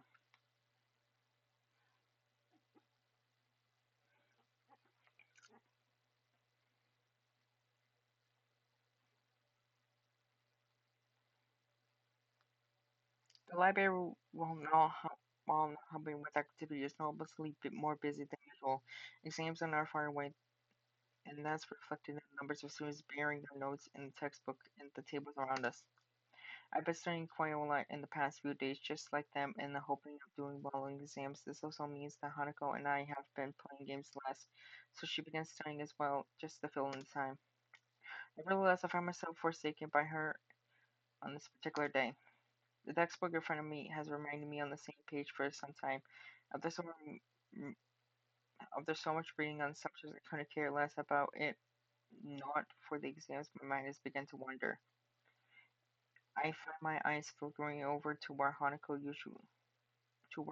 would usually be, just like on the day she wasn't in class, usually being back in the corner of the room is constantly unoccupied. It was here the moment that we first really met. I tried to start a conversation with her. She got skittish and eventually bolted from the room altogether. I shouldn't smile about it, but it was kind of amusing in the hindsight. Nowadays, it's more and more difficult to imagine her doing such a thing, even with the Lulu gone. She's been doing well now that she's come out of the room. I want to talk to her, at least play another game of chess. I'm tired of studying, and it's been a few days since we've really been did anything close together. The question of where to find Hanako is a particularly difficult one. If she's not in the library, chances are she's rather in the tea room for some peace and quiet, or in the dormitory room. Deciding to check out that order, I pack up my books, and make my way out of the library.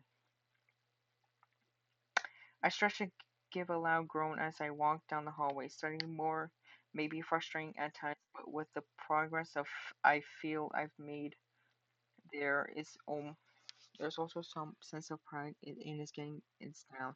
It's a good feeling. There is a sound to be heard from inside as I stand in front of the door to Hanako's room. I guess that isn't very indicative of whether she's inside or not, given the culture she really is. Still, she wasn't in the tea room. I tried knocking lightly to make my presence known, but I'm surprised when I find the door unlocked and yelling at my touch. Oh, hi. Oh, hi, Hanako. With a small crack, the door opens. It looks like my suspicion was correct. Hanako is indeed here. She's sitting in at the table with the open book in front of her, but pays it no heed. As she keeps looking out the window, she looks really oblivious to my presence. With her head thoughtfully resting on her hand, she looks calm and collected. It's a shame she can't look like this more often. Smiling a little, I walk up to the table and softly speak to her. Good evening, Hanako. Hanako's head turns a little to see me, but she's still only half there. I put a hand on the table, lower my head to better look at her face, merely curious about what she's mood in. What's up? She gasped a little, finally acknowledging my presence in the room for the first time. Hanako, blushing really heavily, her mouth is open just a little as if pause mid-sentence. Most striking, though, is what she's doing. Whoa, we are really close. Like, really close. Like, this is like the closest we ever been. She's looking directly at me. Her eyes are pinned on my own. From such a close distance that I can almost make a reflection in them. They don't turn away nor move at all. They're obviously still just looking into mine. They're dark and give her almost angelic air. Even when reading on subjects she has no interest in, she would appear to rabbit in her work. To a casual observer, she observes information very well.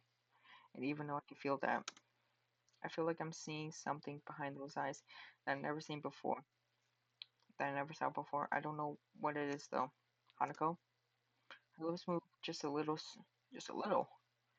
Suddenly mouthing something. Oh, I thought she was about to kiss us. I was supposed to say, oh my god. Okay. Silently mouthing something.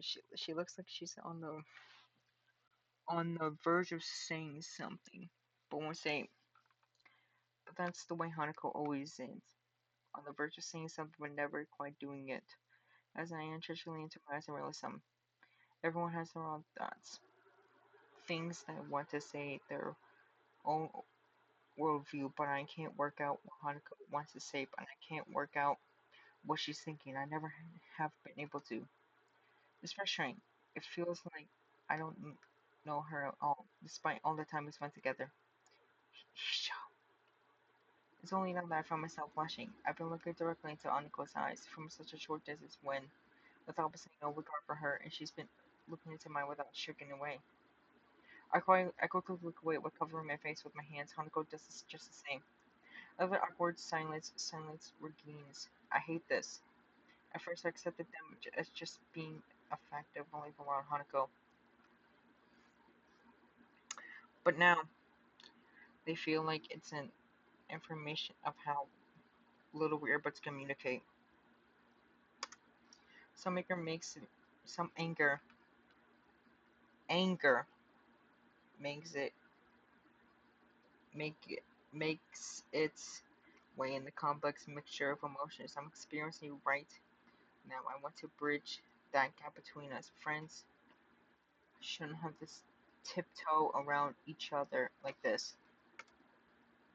I speak before I can argue myself out of what I'm going to do. My scarring isn't as bad as Hanako's, and I can't possibly compare my life to hers. But I want to show her that she's not alone. Doing this is in such a blunt manner might be the only way to get my point across. Hanako, I want to show you something. I take a deep breath to prepare myself. This might backfire badly, but I feel like it's become close to the decay. I'm not gonna strip naked or anything weird. I'm just gonna take off my shirt. Whoa! Whoa! Yo! Yo, he show. What? You can't just say that. You can't just say that, huh? No. No, you can't say that, bruh. You can do what? Hanako's eyes grow this skirt. Yeah, obviously. So you're gonna strip naked in front of. You said you're not gonna strip naked and you're gonna take off your shirt in front of a girl. Oh yeah. This video is totally getting taken down from YouTube. We're so getting demonetized for this. Hanako's eyes grown from the sight of the soldier. Her fear, her face is a amazing mixture of curiosity and nervousness as she stands. It helps take the edge off my own nervously to another person. Slowly, with my entire brain feeling tense, and none the time began to lose the first of the buttons. I'm trying my to block out hanako to make this easier, but it's not really working. As I walk, as I work my way down, ah, ah, I thought we, I thought we just said shirt. Why are we going down? Why are we going down, bro? I thought we said shirt. I thought we said shirt. Why are we going down? I expected her to hear some fear from or protest from her. She remains silent. She likes it. Oh my god, Hanako's. Oh my god, Hanako's a freak. Remains silent, though, which just makes this feel stranger. Which last, with the last of my shirt unbuttoned, I take a breath and look at her. Hanako gazes fixed on my scarring as I suspected, and once I nod and said it's okay, she steps forward and intensively places her hand on the vertical line, bringing it down on my chest. The scarring on her hand, a pattern of damaged skin across the surface contrasts with a single uniform, like that makes up mine. Her hand isn't trembling at all, unlike when I predicted. This is the scar from the surgery that I followed from my heart. It's like the surgeon had cut open my chest to operate on my heart. I Hanako's words are calmer and softer than usual. The soft feeling of her fingers moving from my scar to my breast makes me hesitate a little before continuing on. You're the first person to see this since I left the hospital. But why are you showing this to me? I wanted to prove to myself I could do this, that I could accept my past and move on. I wanted to show you that too, as well. She nods from her reaction. She seems to know how difficult this is for me. More than anything, this scar represents a visible of my condition, a reminder that I'm not normal anymore. That's something that until now I had tried my hardest to ignore. As the minute ticks by, Hanako's gaze linger, her eyes look less focused on my scarring than before. The situation feels a bit different than it previously did and making me feel slightly uncomfortable. Her hand retreats and I draw my shirt close and begin to button it up. Her blushing face suddenly returns to its typical tense attempt state as she looks away. The room is completely silent. I've taken my shirt and tie, feeling put off for such as an unexpected, imitated moment. So I guess you're not the only one that's scarred. Hanako smiles a little at the joke, thankfully lighting the atmosphere a bit. Thank you, Misha. I think I understand. I gave a long sigh of relief. I really didn't know how she'd take it, but I'm glad everything seems to have worked out as I hope. Hanako smiles the further. I'm finding the path I want to follow now, and what Hanako needs to do is find her own. It's anything I can help her with, and it's something that she needs to overcome her past up to do. Hanako checks her watch, and it's getting late by now. So, um, yeah, I better get going. I'll be thinking for this sleep is my long day after all. Good night, Hanako. Good night. I make my way out of her room and into the hallway, remaining silent as I do so. I think both of have gone through the emotions today. That was some. We're both scarred. Yeah, cats scarred me for life. Oh, whoops. That doesn't have anything to do with this video. Um, the heat of the summer time, sun beats down on my sweating brow, dabbing with a handkerchief chief too much and making me any more comfortable. Giving up on the idea of getting more done today, I stop and lean against one of the overpaced fences and resting my bag on the ground. The stores in the town below Yamako and are well stocked and, and offer enough variety for me to get it.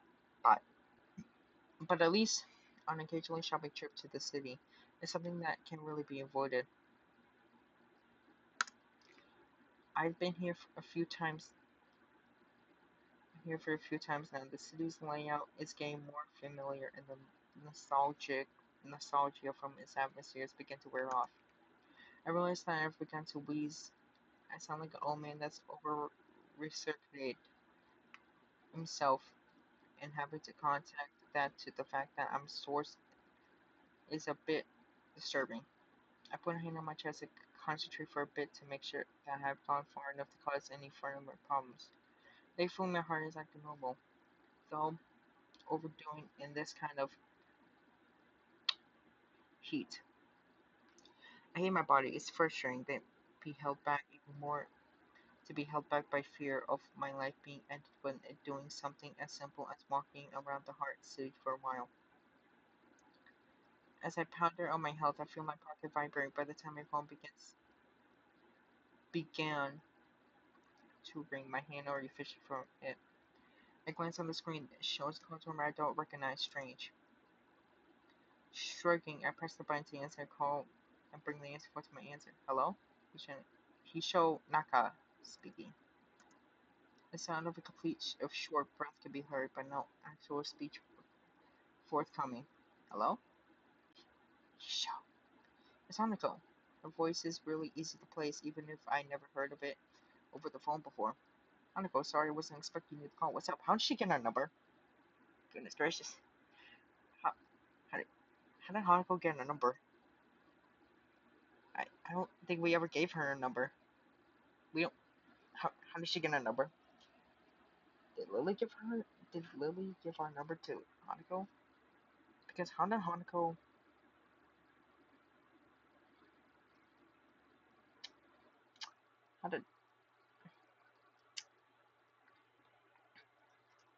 how did Hanako get our number?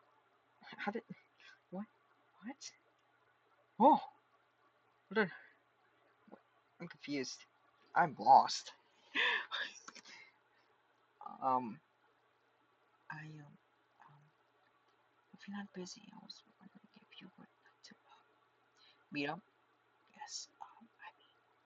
She sounds really wound up about this. I can hear muffled voice in the background, and it's about time for the afternoon tea.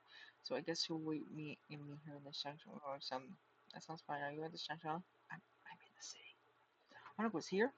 Alone? That's a surprise. It's a little wonder.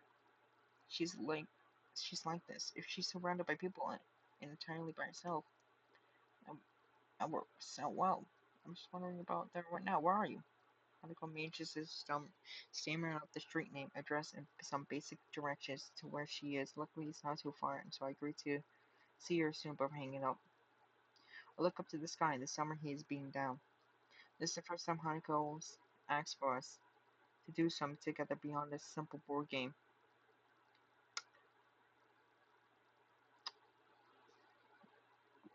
It's a simple board game, and this time, at least since I've known her, this then that she's come to the city by herself. But maybe this means that Lily was right. By the time I manage to stagger up to the cafe where Hanako is, I've started to wheeze again. I'm sweating so much that I feel like a a melting popsicle and can barely hold the back of my hand. I need to sit down badly.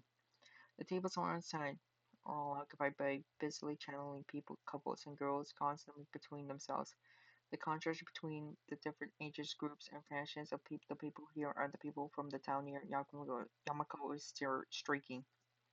I scan over the people sitting at the tables, but I can't see Hanako. She did say she was sitting outside, so I might just be missing her.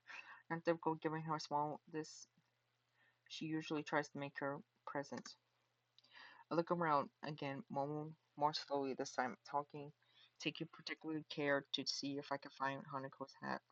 And it's pretty distinctive, and I've been very surprised if she was wearing it. If she is, sure enough, her head is kept low, and the table she's sitting at is right beside the building in an inconspicuous corner. I walk up to where she is and make sure that I have her attention before I sit. At least I gave her a scar. She noticed me and gives a small wave as I arrive at the table. Oh, are you feeling okay? I try my best to laugh it off before doing so, just makes me more out of breath. Not very fit these days, don't mind me. Hanako nods, but still looks a bit put off. Not that I can't get a look. Now that I can't get a good look at her face, something about her seems a bit different. I'm not sure if my eyes are playing tricks on me, but she looks kind of nice.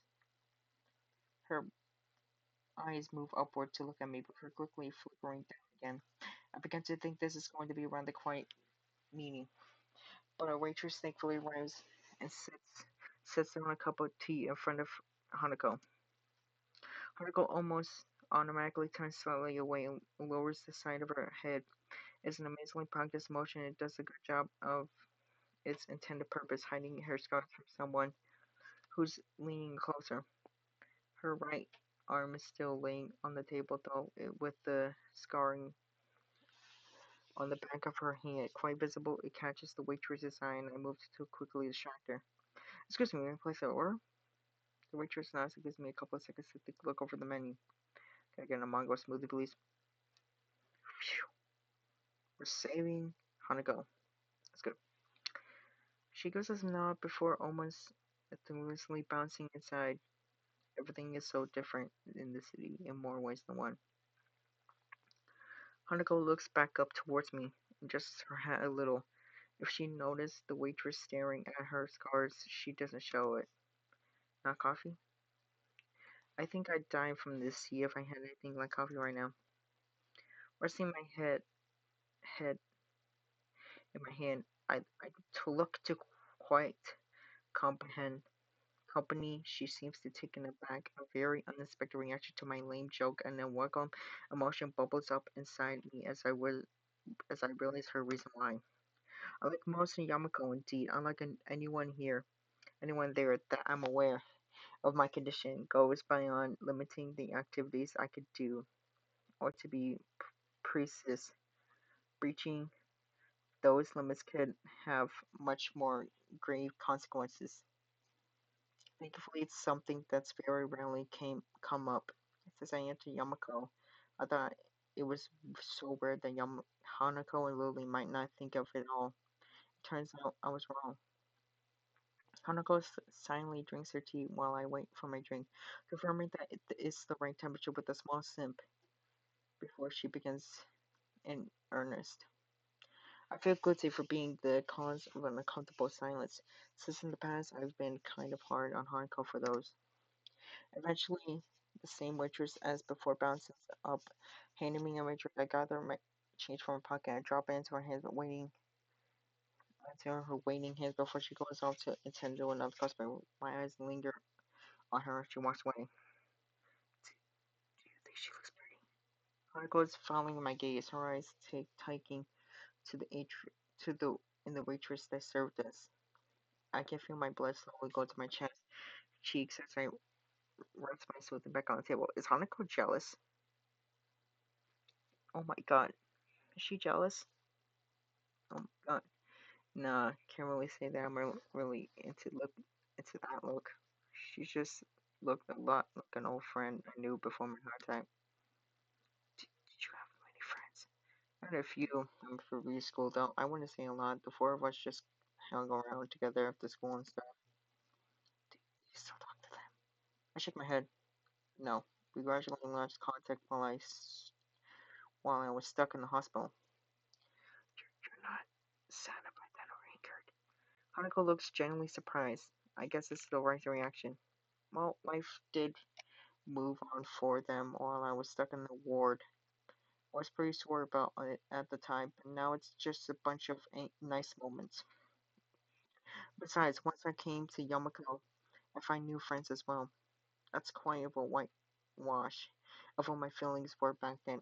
I went through some dark times during my stay out in the hospital, and I really am glad that Hanako and Lily were around to help me after I left it.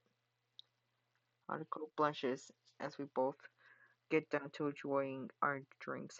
She seems to have calmed down since I arrived, and I've started to feel a little better now that I've had the chance to rest a bit. So this is getting to be a nice outing already. Even if she's calmer than before, though she's still fidgeting a bit, she runs her head down one of her bangs as I try to think of something to say. That's right, I was gonna ask. Hanako tilts her head quizzically. I didn't know you had a mobile phone. How'd you get my number? I knew it! I knew it. You guys can play with me. I'm the smartest. And I never played this game before. It's my first time playing, and I literally got it right. Bro, I'm so smart. I'm the smartest person ever. Lily gave it to me. I should have guessed. I knew it. It was pretty obvious. It was pretty,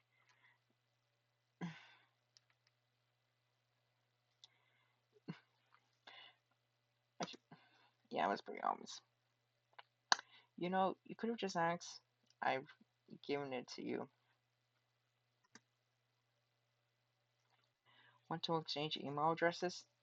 Hanako nods, setting down her drink and finishing out her phone from her pocket as I do the same. It's surprisingly the same model as my pink though. Nice phone. She looks at me with a curious expression. Okay, so these are the phones, but they look like flip phones. What's expected? Like I don't know, like so this must be taking place in like the 2000s. Oh wait, yeah, because this game was released all the way back in 2007, and then released on Steam in I think like 2024. Yeah, because this game was released all the way back in 2007, which we won't talk about the original because no, but it released on Steam in 2024, cleaned all the issues, so this game is completely safe to play. Yeah, but we don't talk about the original. Anyways, she looks to me with a curious expression before not noticing my phone and giggling. It's one of the very few times I've seen Hanako let her guard down enough to do such a thing.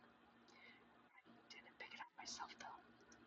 Oh, it was a present from Lily. Of course, everything's from Lily. What is one thing that is not from Lily? Oh my god, everything's from Lily. I never really needed a phone and I could afford what she bought for Christmas though, saying that we could use it to keep in touch. They see each other basically every day anyway, both in and out of school. Then again, Lily does have her class representative duties and other friends that she talks with. It probably helps for the situations like this too, when she's gone away for a while. Lily has a special person to you, isn't she? She is. I love her. I knew it! Oh! She loves her. Lily. Oh. Hanako X Lily confirmed! Hanako X Lily confirmed! I knew it! They love each other. Hanako X Lily confirmed. Hanako X Lily confirmed. I knew it. I knew it. I knew it. Hanako X Lily confirmed. That's what I'm talking about, boy! Hanako looks down and smiles as she thinks of her. Stop, that's so cute. None of my friendships were as deep as theirs, and I have to admit to myself that I'm a little jealous of their relationship.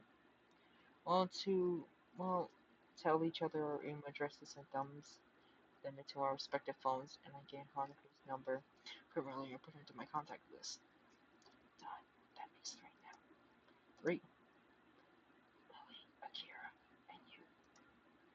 Ah, Akira. She's an interesting person, isn't she? She is.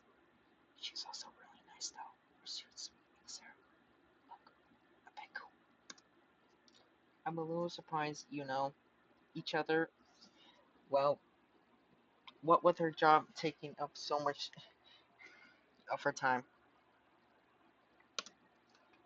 Hanako looks down a little and takes another sip of her drink. If I wasn't looking intently at her face, I'd miss the small smile produced on it. I guess when she knows so few people, those she must mean a lot to her. How many do you have? Hmm? Me? About 9 or 10. I hesitate to go into them for fear rubbing in the fact that Hanako doesn't have parents or apparently even close relatives. Two of those are Shinju and Misha, two which others can of worms. I imagine that Lily would have more than both of us put together probably. Hanako gives a childish giggle, and I can't help smiling. It's a good feeling that she's gotten this comfortable around me. At times like this, I feel like I'm getting closer, talking to her true self. Do you mind if I ask you something that I've been wondering? Hanako shakes her head as she takes the lipstick, finishing off. You don't seem very jealous of Lily having a lot of friends. Do you want to make some more friends of yourself, get to know some of hers? I'm not jealous. I don't like people, so I don't mind not having many friends. It's really not the answer. She doesn't like people, but she's talking to me. I'm a person. What? But rather quite serious. Hanako rubs her arms wildly, rather taken by cleanness as everything continue. I'm not really sure what I should say, so I end up simply giving her my attention in silence. In Moscow, I got bullied a lot. I was called names. I got expelled from my works, groups, and sports team. There were worse things too. And that's what made you not like other people? She shakes her head. That was elementary school. I feel bad for bringing this up now. I also have enough problems dealing with Hanukkah's scarring. Children would be our worse. I assumed that the way she tried to make her presence not felt was just to avoid people staring at her, or because she was afraid of them. Certainly not because she was genuinely didn't want to interact with them in the first place as well. I noticed the consistency from my neck like this smoothie, forming a little puddle around the bottom of my cup, so I take the opportunity to finish it off. As I drink, she begins to fiddle with her phone. It looks like she's remembering the people around her again and begun to test it out. It is exactly a chip phone. I have to save up for flying. I was too far away when I got mine. If Lily went to the private school, she probably won't have too much trouble getting one for a present, though. Watching her fiddle with it gives me an idea. Hey, Hanukkah, wait for me. I'll be right back. I put the now empty cup down, slipped my phone into my pocket, and began to move off. Carefully stepping around the bag, I placed the arms at my feet, thankfully sitting around while talking to Hanako has helped me feel a lot more brand than before. Wait, where are you going? You stay here, I'll be back in a bit. As much as I like to have job back, I know full well that I couldn't help. I end up walking back to the cafe, a little blue bag in my right hand. Haruko notices me quickly, looking about as confused as she did when I left. I dispose to the dormitory bag in front of her and sit back down. What's this? It's for you. You can open it. But go on. She looks very unsure about it, but eventually gets in, slowly opens the bag and picks it contents out. A silver chain foam strip dangles from her fingers, ending in delicate flower. It isn't exactly a masterwork of jewelry, but it's about as much as I can afford. Haruko's eyes light up when she looks at it, and it's become the reaction I was hoping for. The summer sunlight glints off the silver as I twist it to and form a little. It's not too ostentatious, but still looks a little charming. I think it suits her well. Haruko lowers the phone strap to the phone and looks at me once more. But it's not Christmas. But it's not Christmas. Or my birthday. It's fine. Don't worry about it. I just thought it might be nice to have something to decorate your phone with. I don't have anything to give you. I told you it's fine. Friends can give things to each other like this sometimes, right? Friends. Haruko lowers her face so much that I can't see her expression. She eventually nods before taking her phone and fiddling with the strap to attach it properly. She looks to me and smiles as she holds up her phone, now adored with a little flower. Thank you, Isha. Her smile proves infectious. And off the corner of my eye, I notice a couple getting up and getting to leave. That reminds me of the bus back to the town before our local will coming soon. I guess we'd rather be going. I want to catch the next bus back to town. You're coming as well? Yeah. She hesitantly nods before carefully putting her phone back into her pocket and getting out of her chair. I do the same, pick up the bag I left Bill on the way out. We walk side by side as we make our way to the bus station, exchanging no words between us. Hanako's gaze is firmly locked ahead of hers. The old shoe looks very happy with herself. I'm not sure what I should say to her, but I'm also not sure that I need to say anything. The fact that Hanako is happy and happy because of me is enough to make the load on my arm feel light as a feather.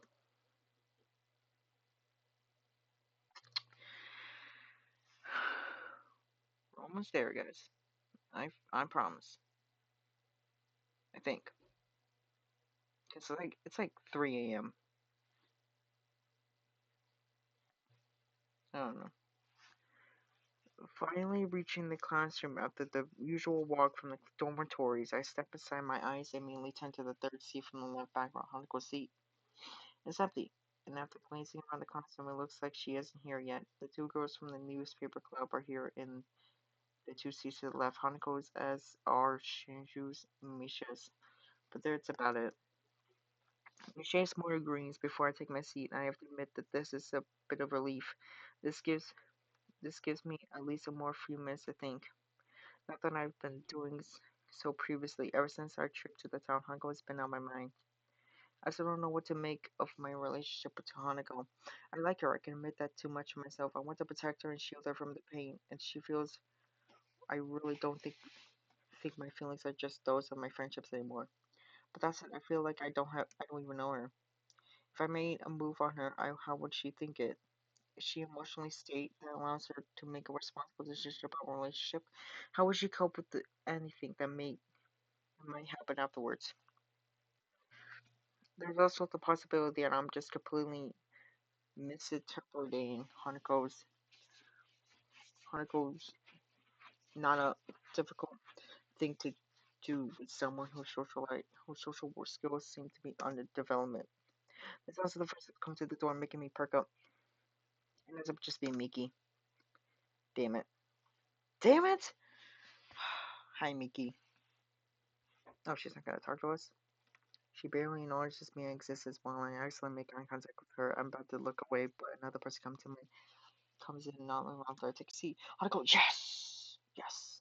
I feel myself freeze as I see Hanako enter. This is an irrational reaction, but I have no idea how I should enter or what I should say to her. For a moment, our eyes meet, and then just as quickly she looks away and moves to her seat without saying a single word. As I, as in now, usually for the purity following class, my face is buried deep in the books that I find thoroughly uninteresting. Studying is not something that comes naturally to me. I didn't study a lot before to Yamako, and until now I've largely managed to cause through on talent alone. It's frustrating that I can't do that anymore. Judging by the face, judging by the faces of the other students in the library, I don't think I'm alone in my distaste for this misery loves company, I suppose. I decided to spend my lunchtime with Hanako since we haven't had lunch together for a while now. I might as well spend this time studying, though, aside from practically small snippets small talk, there was a barely word said between us. Why does she keep doing this to me? I just want to protect her, to be there for her, but every time I feel like we're coming closer, we end up further away. Are you busy? Hanako! I heard whips around in surprise, causing her to betray in fright. It was about timing. If I hadn't been thinking about her at the very moment, I probably wouldn't have been nearly so sorry. You just saw him, right? I found myself staring at her longer than I should. So I go back to text lying on the table in front of me. I feel more like I'm just staring at the word rather than actually reading. I get the feeling that Hanako notices as well, so I sigh, close the book. What's up? I was just wondering, what were you reading? She looks a little downcast at my reaction to seeing her, giving up on the prospect of getting any more work done. I end up getting up and getting I end up work done. I get up and return to the book to this place in the East shelf. Just an English textbook. Has it helped? It helped me realize that I don't like English. Hanako gives a small giggle. I may muse on the strange state of our friendship, but I do know that such little gestures are things that I want to see where I'm not at least some distance closer to her than when we first met. I look at her for a moment, thinking about what I do or do not know about her. It's a slightly depressing topic. Is something wrong? If I want to know more about her, maybe I should stop being so envious about it. Talking with Lily as an equal rather than being constantly in fear, causing her to become upset worked fine. So I should just try a straightforward approach with her, Hanako, as well. Hey, Hanako, do you mind if I ask you a question? I don't mind. I want to know what your life was like. Life before coming to Yamako. She hesitates. I briefly consider backing up, but she seems to be taking the question said Chris seriously. I sit and watch her silently letting her take her time. She's not making eye contact with me, and it looks almost like she's arguing with herself until letting open up to me more. Her answer finally comes in stiff and almost weakly nod. She looks far more tense than she did before I asked. Okay, but number two, you have to tell me about your life as well. I don't know, follow her as she begins to walk downwards so we can talk. But by now, most of the students have already left the main building, so apart from a few people hovering around the club rooms, the halls are usually largely empty. I guess we'll start coming. I guess we'll start. Let's come to Yamako.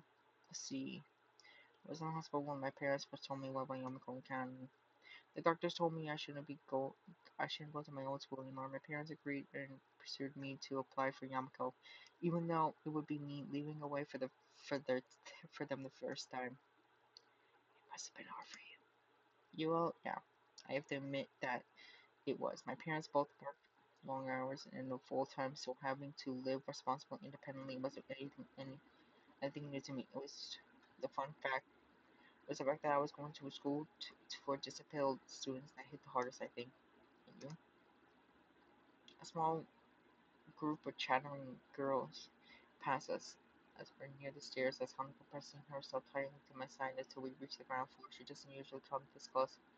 While just walking into the school, so I'm a little put off. The staff at the orphanage offered me some options of what I could do in middle school rather than good.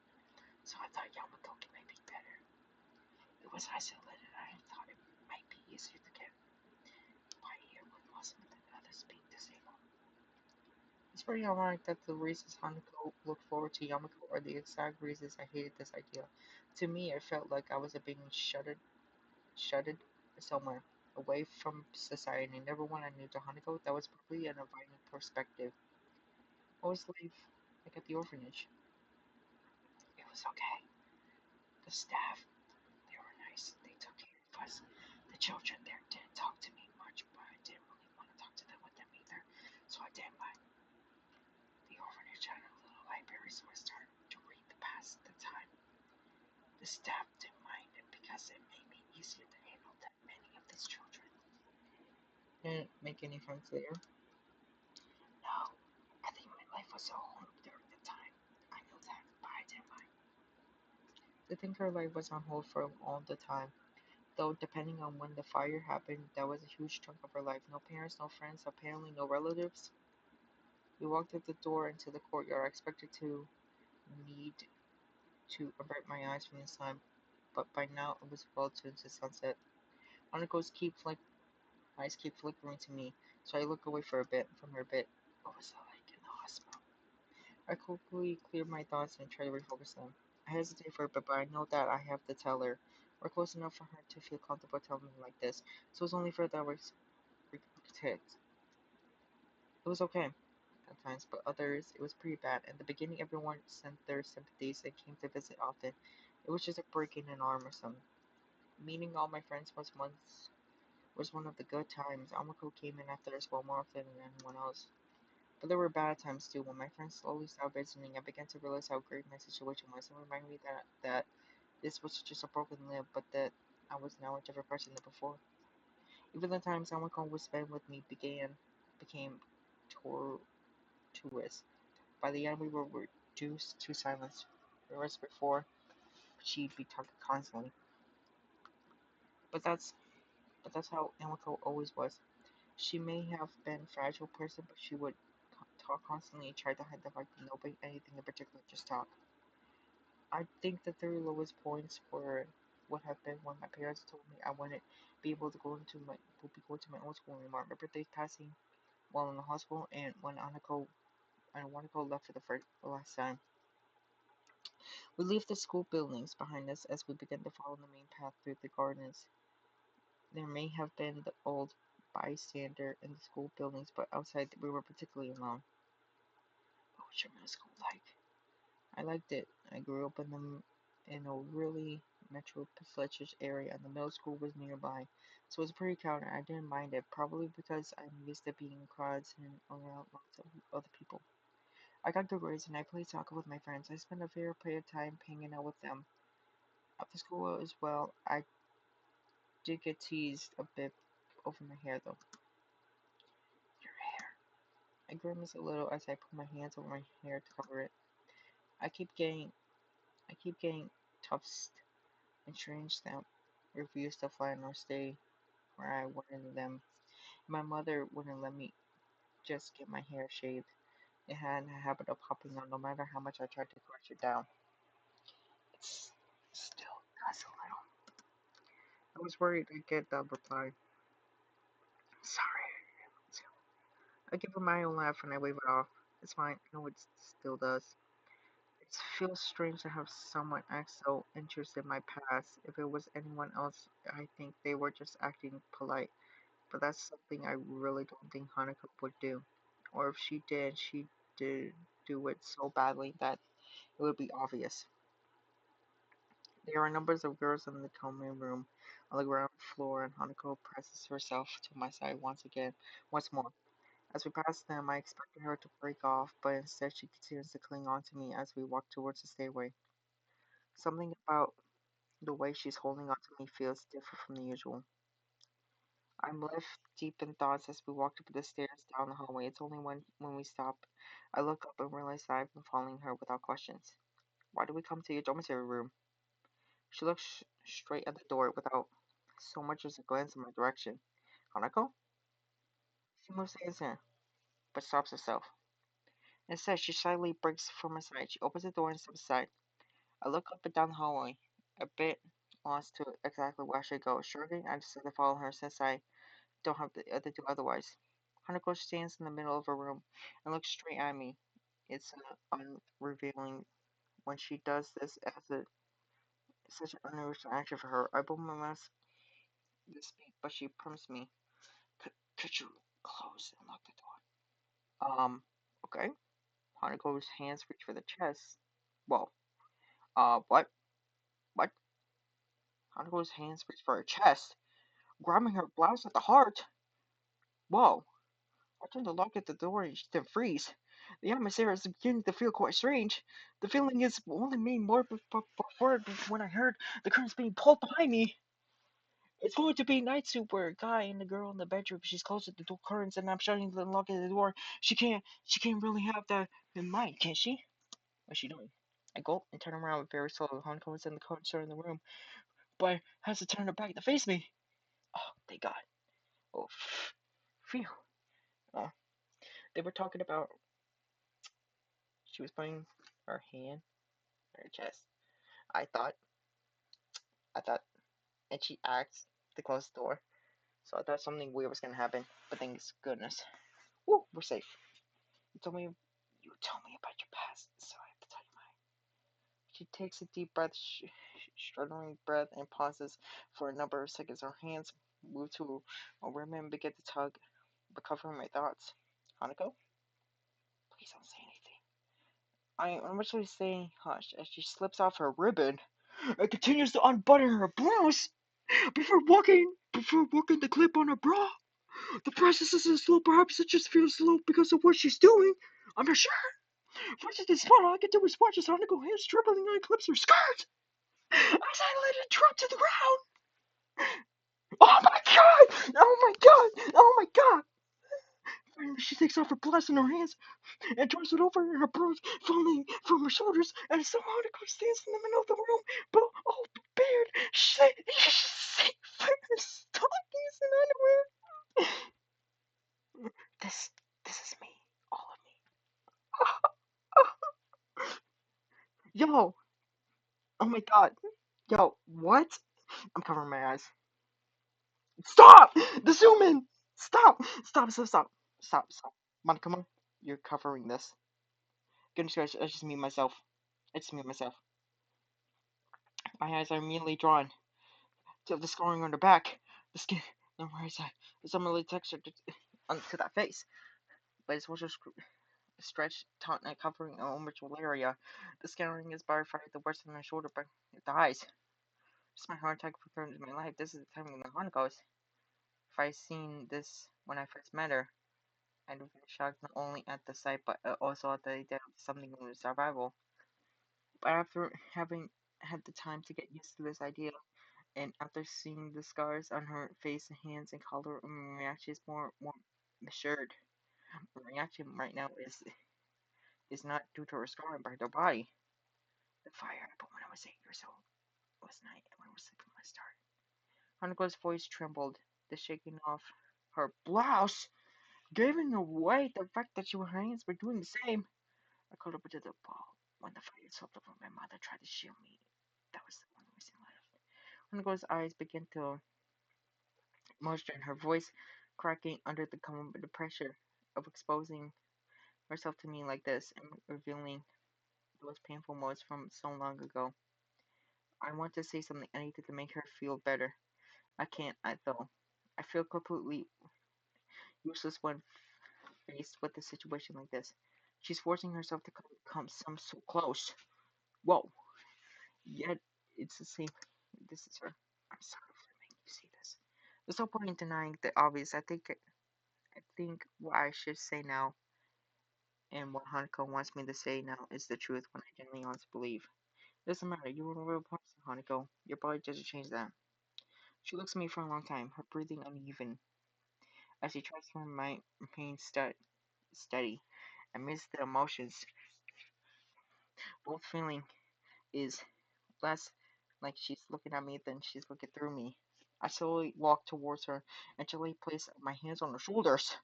As she lets go of the blouse, she gasps a little now, very but so many storms. Being so close and caused her mind to become in trouble, but feeling the scarring of her pain, shoulder pain. The skin leather looking like to touch complex stranger with her oversized scalp skin and sickly thick hair. I was a girl. Really? Nah, nah, nah, nah, nah. Yeah. Did you just realize that? The girl? Bruh.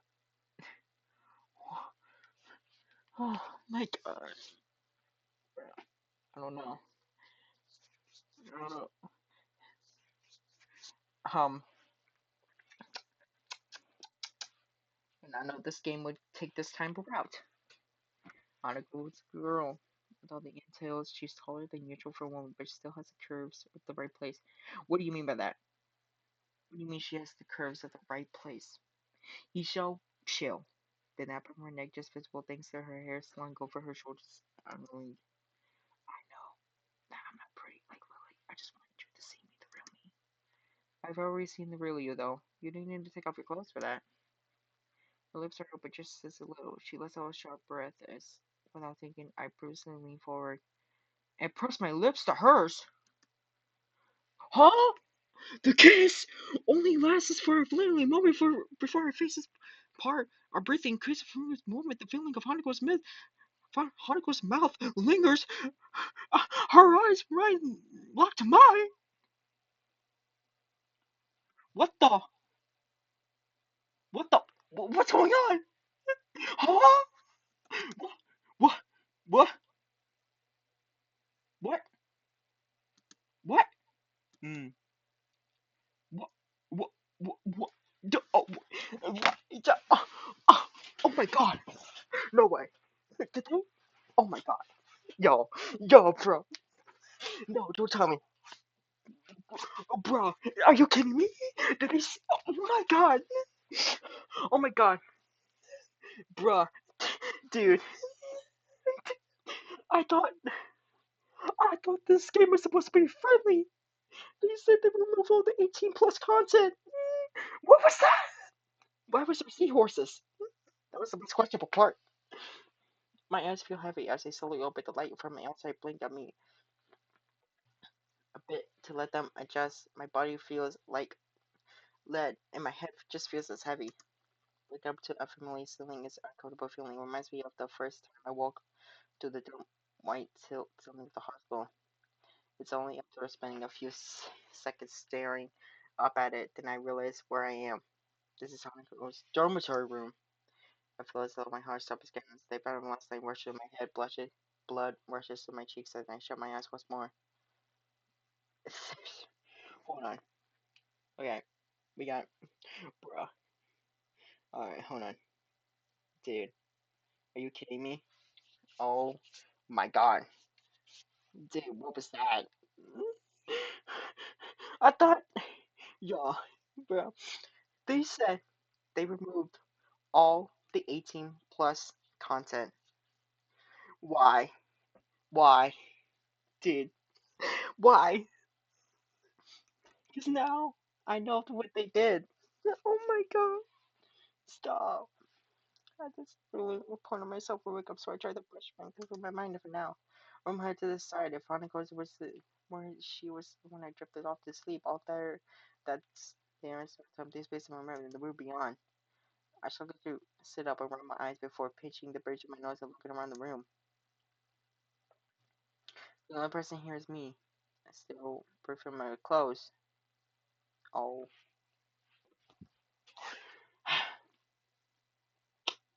Well, now I understand why this game was rated 18 plus when it came when it first came out.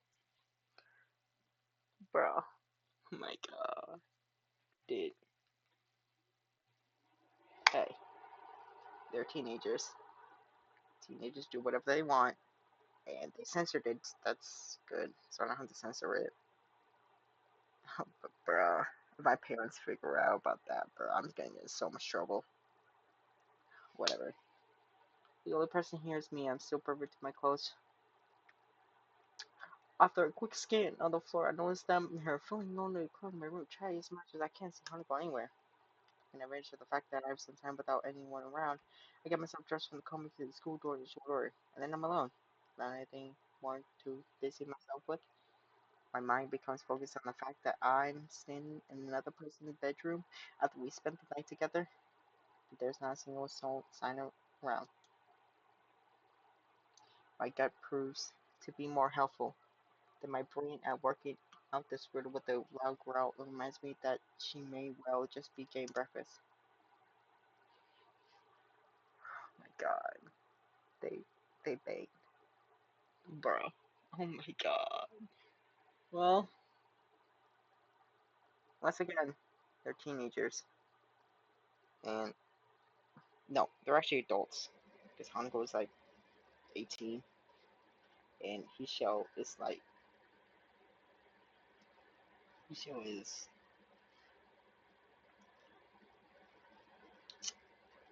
Hisho is 18.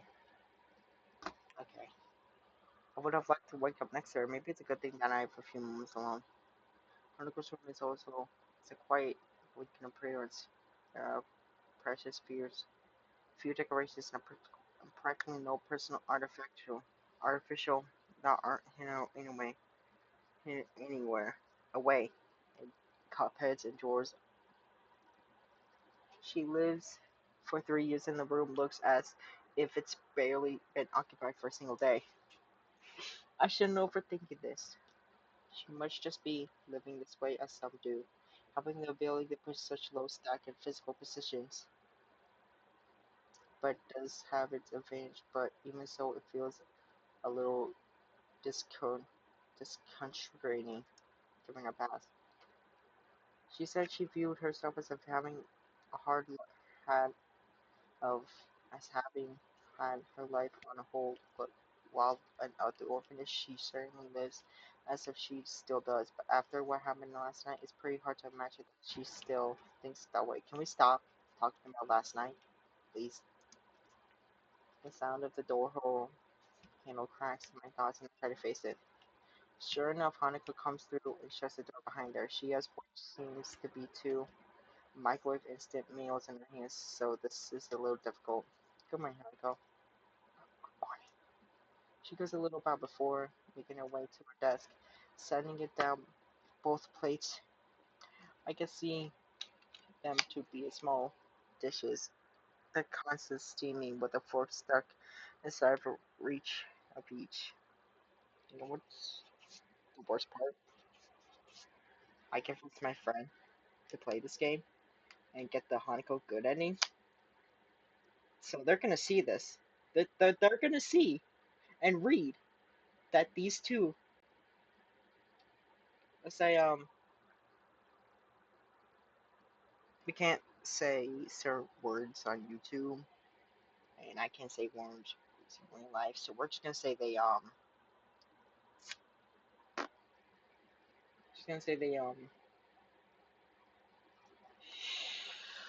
um, yeah, you guys get the idea. I give thanks to her for bringing them in, and we take one and get down to eating. She sits on the desk chair while I sit on the desk on bed. I don't like talking while eating, so it's the silence between us is annoying, and so it's the fact that it's only some people don't quite know what to say of each other. That's off-putting. Hanako glances over me. Every so often as she eats, I only notice her doing so because I'm doing just the same thing. We were eating together as we were a couple. We even had okay, no, bro,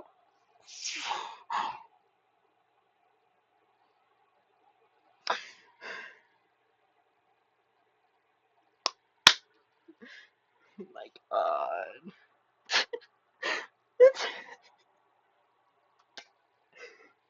see that was the word I was trying to say, but I can't say it on anything. But yeah, they did that. Nobody told me that.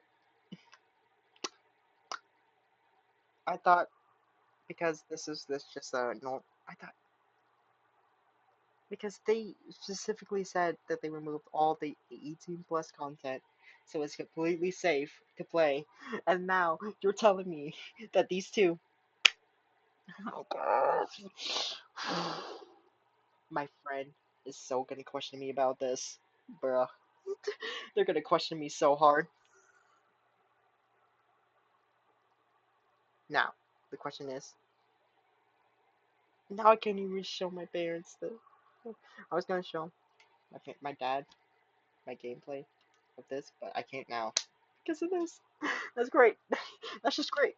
We even had we even did the um last night. At first, for the both of us, something feels pretty wrong though. Maybe that's why we can't say even a word as my word to each other as we finish our plates and leave them in the sink. Maybe that's why we leave Hanko's with the holding hands or maybe get small talk. Maybe that's why it feels as if we're further apart than we were even before. Is this our neutral ending? I swear to God, if our neutral ending is literally just them, I'm gonna lose my mind. We enter the classroom together. Neither of us so much as glancing at each other. Just as after we do, I realized that this was me gay. She loses eyebrows as she rises. We reach the center aisle between the classroom stacks. Looks to each other. I'm not quite sure, should I say. Does she want to address me? Want to? Does she want me to address her as my girlfriend?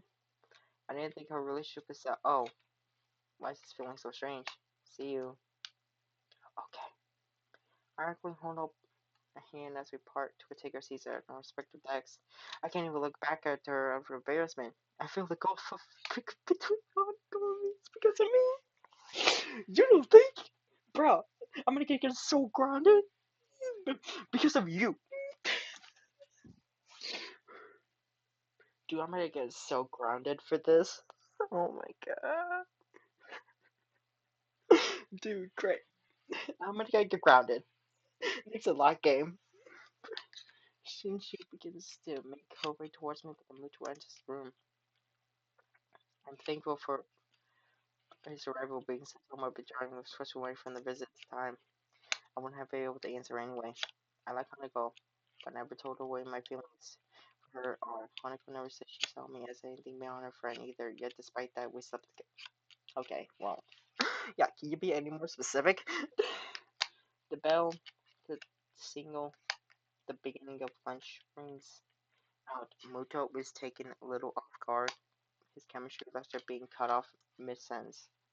For the entirety of the classes, his rambling has passed through one of the ear and out the other.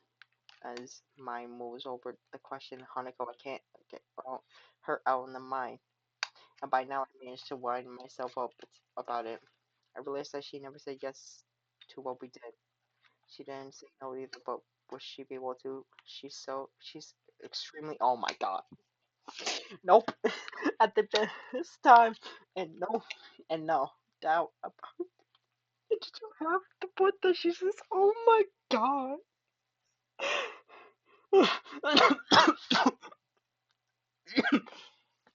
And I can't believe I was playing the act 4. There's seahorses. I'm just gonna tell my friend that.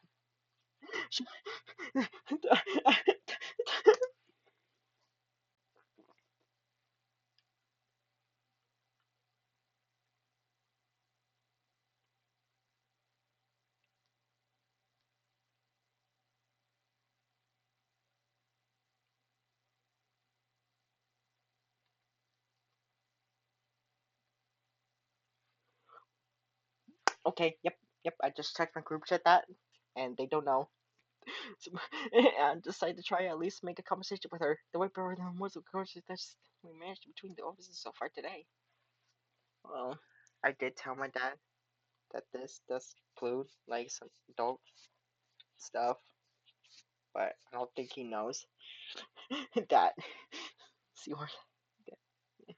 Oh, I walked to her desk and taking the chat, but she awkwardly blushes and looks down even more before I came up to her. I took a breath to speak, but find myself lost in what in the world was supposed to say there. Hearing approach the first opportunity to see me to Sushi and Misa slowly making their way towards us. Note that with the attempt to exit troublesome again. A couple of other schools are looking at us and gossiping between themselves as they throw silent glances. Then myself over and Hanako knowing the other way. I don't my math when sure Hanako, but she prompts me. I I I got something to not again. Just like old times.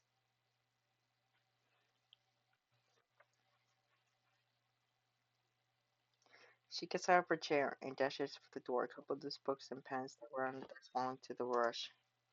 Not many people seem to care about this adventure. We will look around to see what all the fuss is about.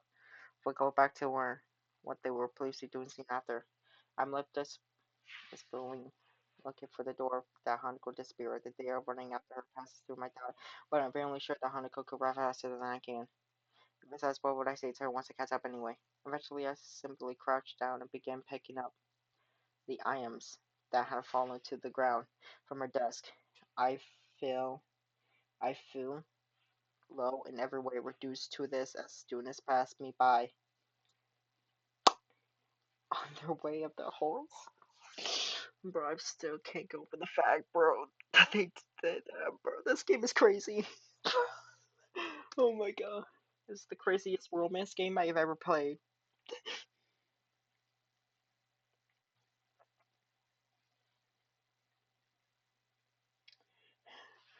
I feel a tap on my shoulder. I look up to see Shinshu and Misha.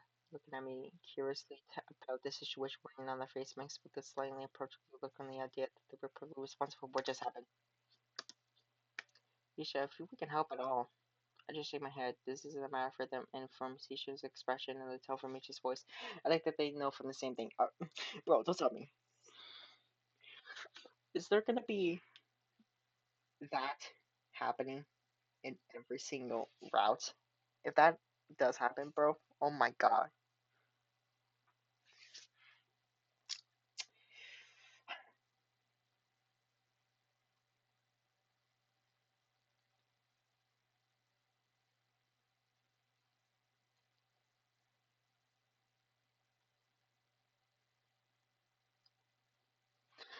Sisha acknowledges me in response. It gives me a solemn bow before making her way out the room. Misha soon follows her out.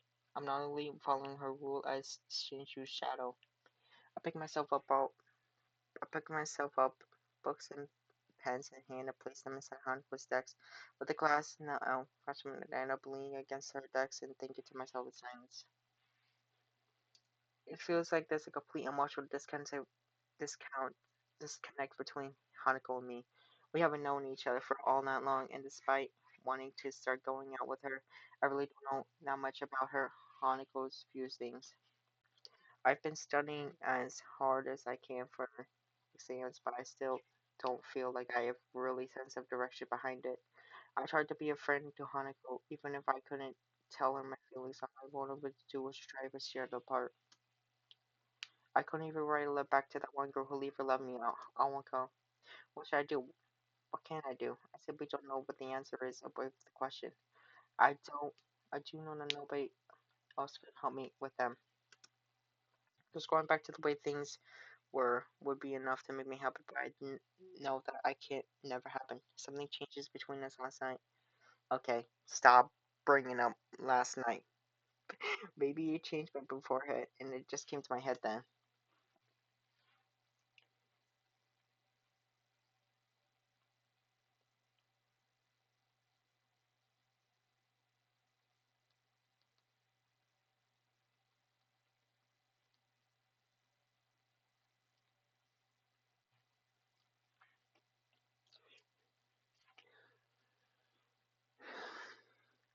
I know that there's a wall that Hanako has between me and her. I've been hitting that every. I've been hitting that wall every time I try to interact with her on my level.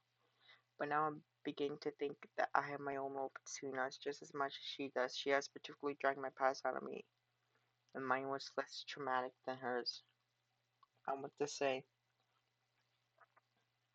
it's because I haven't had long to adjust as my heart attack, but I know full, full well that is that would be just as being excused.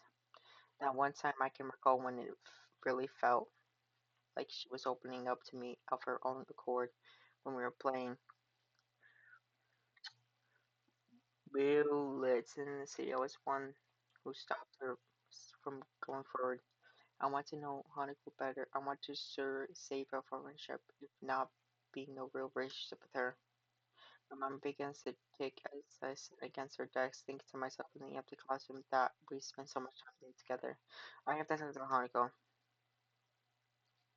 I pace around the park, feelings of anxiety rolling over me. Even so, I often reach to my pocket to take out my phone, even each and every time I hesitate to end up slipping it back in. If this was any normal situation, I wouldn't be cutting the classes.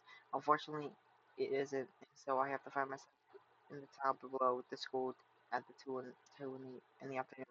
Ever since I met Hanako, I've been to indicate everything between us. The one that started the conversation went to her, whatever she was. It's a Jackson, what would she do today this once? I don't want to be the only one doing that. My hands dive into my pockets once more. This time, I quickly navigate to the texting menu before I have a chance to change my mind again. Hanako, if you want to talk, I'll be at the park in town for a while.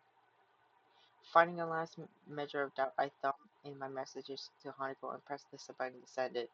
And now I wait. My part in this has been fulfilled. What needs to happen now is for Hanako to make the decision. It would be meaningless for me to drag her here. She needs to decide for herself whether she wants to meet me. The apple juice from the vending machine tastes awfully bitter.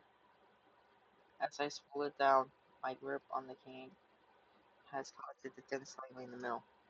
I shouldn't be this tense because it's probably inevitability. Hanako is dear to me. What happened in the last couple of days has put a lot of pressure on both of us. The idea of losing all the progress we made, coming closer to another one, and losing our friendship and a whole deeply understanding. But even then, I still don't really know how close we are. We may. Okay. Stop. Stop. Stop bringing it up. But before that, all I know us to be was friends. Maybe we are more than that. But even so, I never realized it. Maybe that's why I feel so lazy right now. Maybe right now, I don't understand goal. Despite all that was been together, the moments I've taken by, and I saw no day while she show up. Show. I paused for a moment, almost not believing that I'm hearing the voice I am hearing.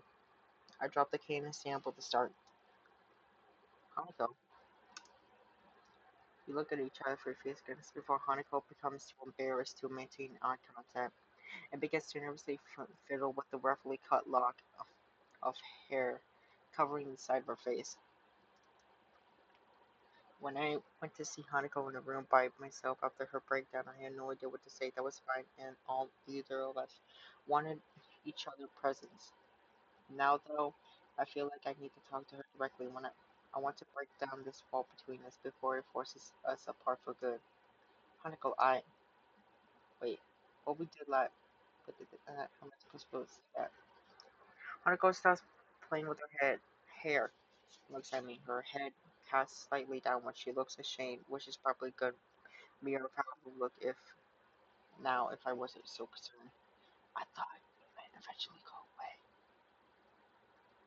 if I was only someone to protect. I thought that if I let you do that, it might seem as someone wanted that. My first reaction is disbelief, but I did do it with her. Oh my god, stop! Please. After all, I had plenty of the opportunities where I can have stopped things, step back, and question what we're doing in the end. Though I didn't.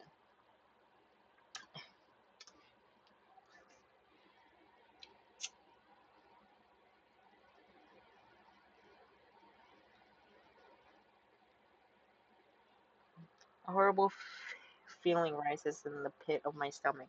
She offended she offered herself to me because of what she thought I wanted, and now it feels like I took advantage of her. She may have been willingly, but under false premises. I never been good at hiding my emotions or physically showing, and now it's so strange. It's no different. Hanako looks down and what's more a strange mixture of depression, regret, and sickness written to her face.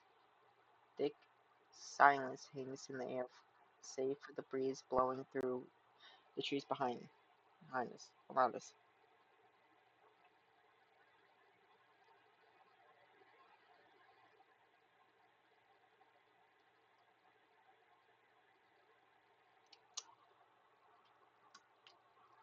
I knew you couldn't look at me that way. Haruko's words are said in a little more than a whisper, seemingly directed just as much as herself to me. And what do you mean? All I ever was to you, a useless person, just someone to protect someone like a child. I want to be more than you. I want to be more to you than that. But after so long, I got used to it.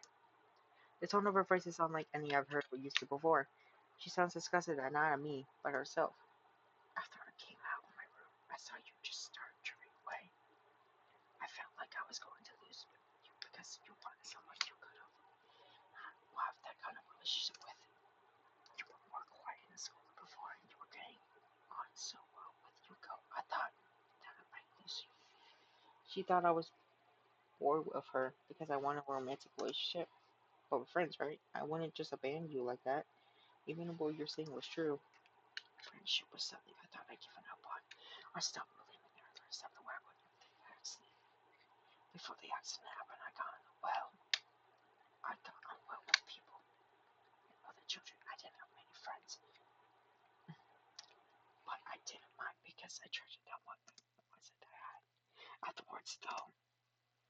was called names by the others and teased a lot. It hurt really deeply. The teacher tried to help, but they couldn't do much. And even many of them were cold, just as the science being.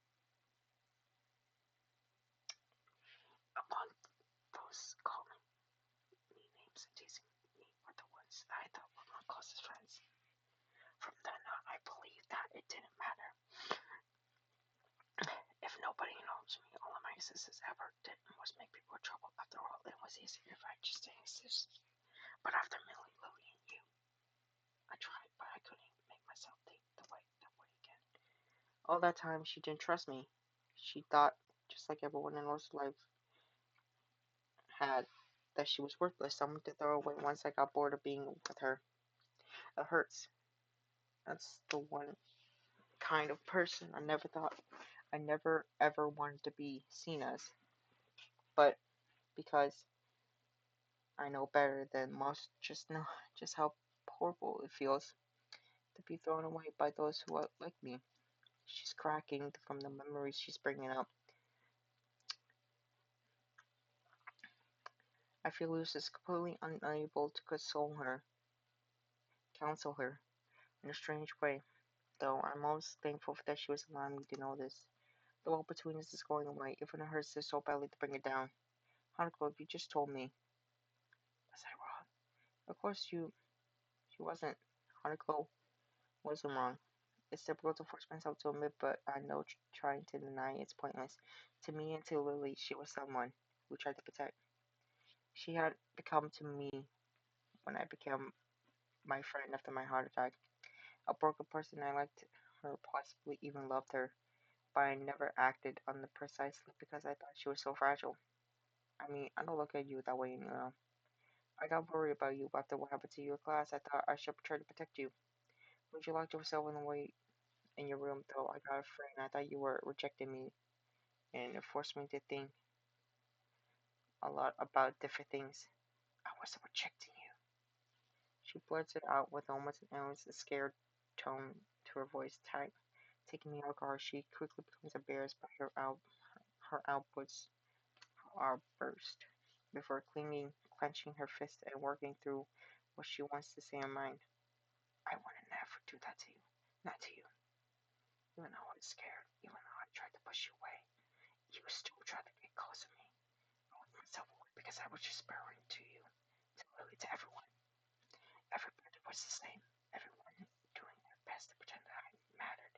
Everyone pretending it was alright for the day, the 1 year. I didn't want to exist, but they wouldn't let me. Even after meeting Lily, everything was the same. I was as useless as I ever been, unable to do anything for myself. I didn't want to be the same way to you. He and I were completely wrong from what she said. Everything we did for her, it would have only made her feel worse. Even what little I thought I had right about her was complete misjudgment. After you locked yourself in a room, I decided to try to work out my past as well as sort out my future. I didn't know how to deal with the things I'd lost by coming to Yamako, so I was trying to sort them out myself. I thought it would help us become better friends if I did that. Sun was hanging in the air. Again, I tried to keep looking at her, but I can't. I really will, and though I want to apologize, I don't know how I possibly could. I hear her take a deep breath. I only look back to take, only back to her. After her, hearing her drop to the ground. The sound of her crying breaks my heart. I know I'm responsible for this, and I know that I can't do anything to help her. If Hanako feels ashamed, then I feel all the more so. I watched her as tears continued to roll down her cheeks, unbated, wrapping my arms around her. I don't care about how I must look anymore. I just want to be close to her now. I'm sorry, Sho. I've messed up everything. It's fine. Everything's fine. I'm the one that should be sorry. I was meaning around when behind your back, and I never told you anything. I can feel my grip tighten on Hanako. As my vision blurs, I can't be bothered trying to hold back now. I have to force my words out as a lump begins to stick in my throat. To tell you the truth, Hanako, I was scared for the first time since my heart attack. I was really scared. Isho, I lost so I lost so much when I came to Yamako. I was depending on you more than I ever thought I did. Even though I still have that hole inside me, I've lose my entire life and everyone I know. The thought of losing you as well. But I'm just useless.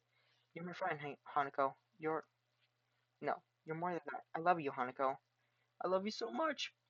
The thought of losing you frightened me so much. All this is bad. I'm ruling all this out. I can't bring myself to look at her face it right now. I'm sorry, Isho. I can't. I've been happy for so long. That's what I wanted to hear.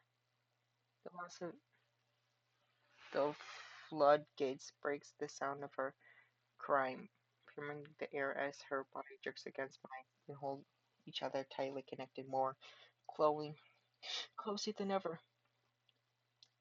In a straight grievous shade of happiness. I don't know how things are gonna be like this. After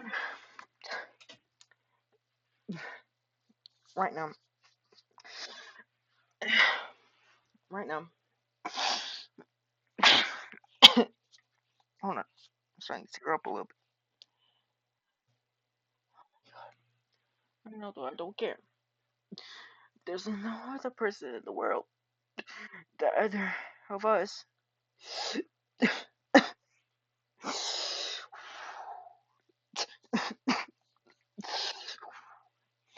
possibly share these matters, memories, emotions with nobody. After dropping the tritic yarn into a bin next to the bench, I take a seat beside Hanako. She puts away the handkerchief I gave her to clean herself up, which hasn't helped much. Then again, at that, I looked much more presentable. Even now, I felt empty and a bit embarrassed, letting my emotions out public like that. It's not a bad situation, though. I think Hanako is the same way too. Have we calmed down a bit? Yes, thank you. For a while, we just sit down and take your time before talking again to one another. We both need to collect ourselves. The weather is nice at this time of year. Yeah, it is. I close my eyes for more, relishing the feelings of the sun, sea, and the cold breeze against my face. The weather is really nice today. Really, really nice. You know, I don't really want to go buy the glasses right now, do you? She shakes her head as she finishes wiping her eyes with the cups. The small smile she gives it nice reminds me of how earnest it could be. Smiling for other people might completely be normal every day. Think for Hanako though. She smiles so rarely and so sincerely that each and and every time she does it, I feel a sense of relief and happiness. I'm sorry for everything. It's okay. I think we both have a bit to be sorry for. I know I'm too shy. I know you don't want me to. I don't think I can. You could change, Hanako. I know you that because even the time I know you, you've already changed. To be honest, just just being able to sit here and talk to you like this means that you can change. Well, since we first met, but I can't be like that for anyone else. I don't have any plans for after school. It's either. Hanako's continues bring us to lie down again. But I think now I can finally talk to her as an equal. I could do it because I know that we're just the same in so many ways. Just give just give yourself time, and I think you'll be able to achieve what you want. No, no, I'm sure that you'll be able to do it. I can see you're trying, and I have faith in you. You can depend on me if you like, feel like something to support you, you know. But I can't see that for you. You can because that's exactly what I'm asking you. I'm going through the same thing as you know. It's called love. Hanako smiles before I get off the bench and dust myself off. She does the same in the short measures. I'm kinda hungry. Wanna get something to eat? She nods fearlessly. The way she's smiling, the way she's acting, even just, even, even just.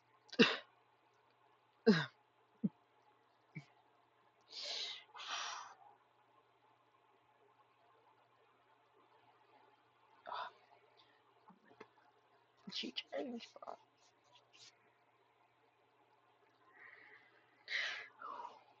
Diego, she confronts me.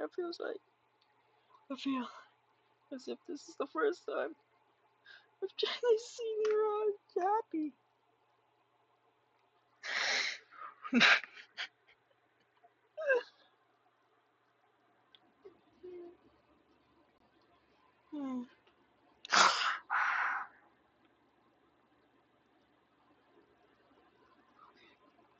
Don't cry. It's okay. We both make away. Just the street, walk up beside each other. Show. Yeah, I think I don't really understand you. I don't think I understand you either. But that's fine though. There's not a single hint of despair in our voices. We're understanding each other is not natural. The walls we set up between ourselves could possibly be broken every single day. Look forward to continue to understand one another. I think everything will be okay. As we walked down the street, the honico's eyes flinching, flicked to my face and back to the street completely.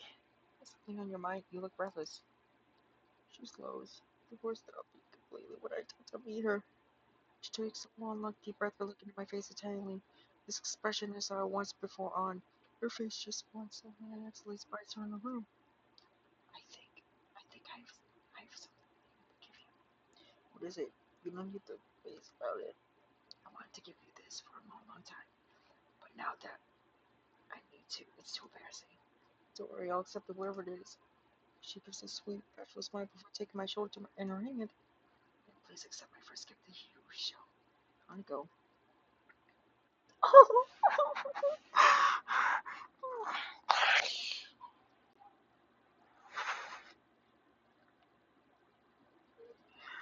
Oh, is that it?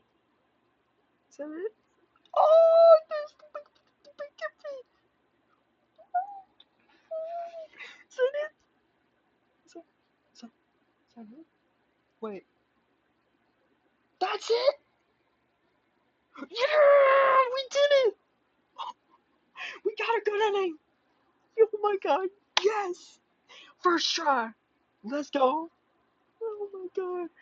That was such an emotional story. Oh my god. Dude, I hereby, from this day forward, I would never make fun of a disability person again, and I will protect them with my life. Disability people, woo! Oh my god. Oh my god, we did it! Ah, yes. Oh my god. My first ever story complete. Oh my god. Dude, we did it. We got a good ending on the first try. You guys were here during this entire adventure, and I could not thank you enough. We're gonna do, we're gonna try to get Shinju. Yes, my Death Queen's good ending next. That's gonna be next time. I'm gonna go recover. This store made me feel some type of way. Um, thanks for viewing, guys. Remember, we're very sad. Peace, peace.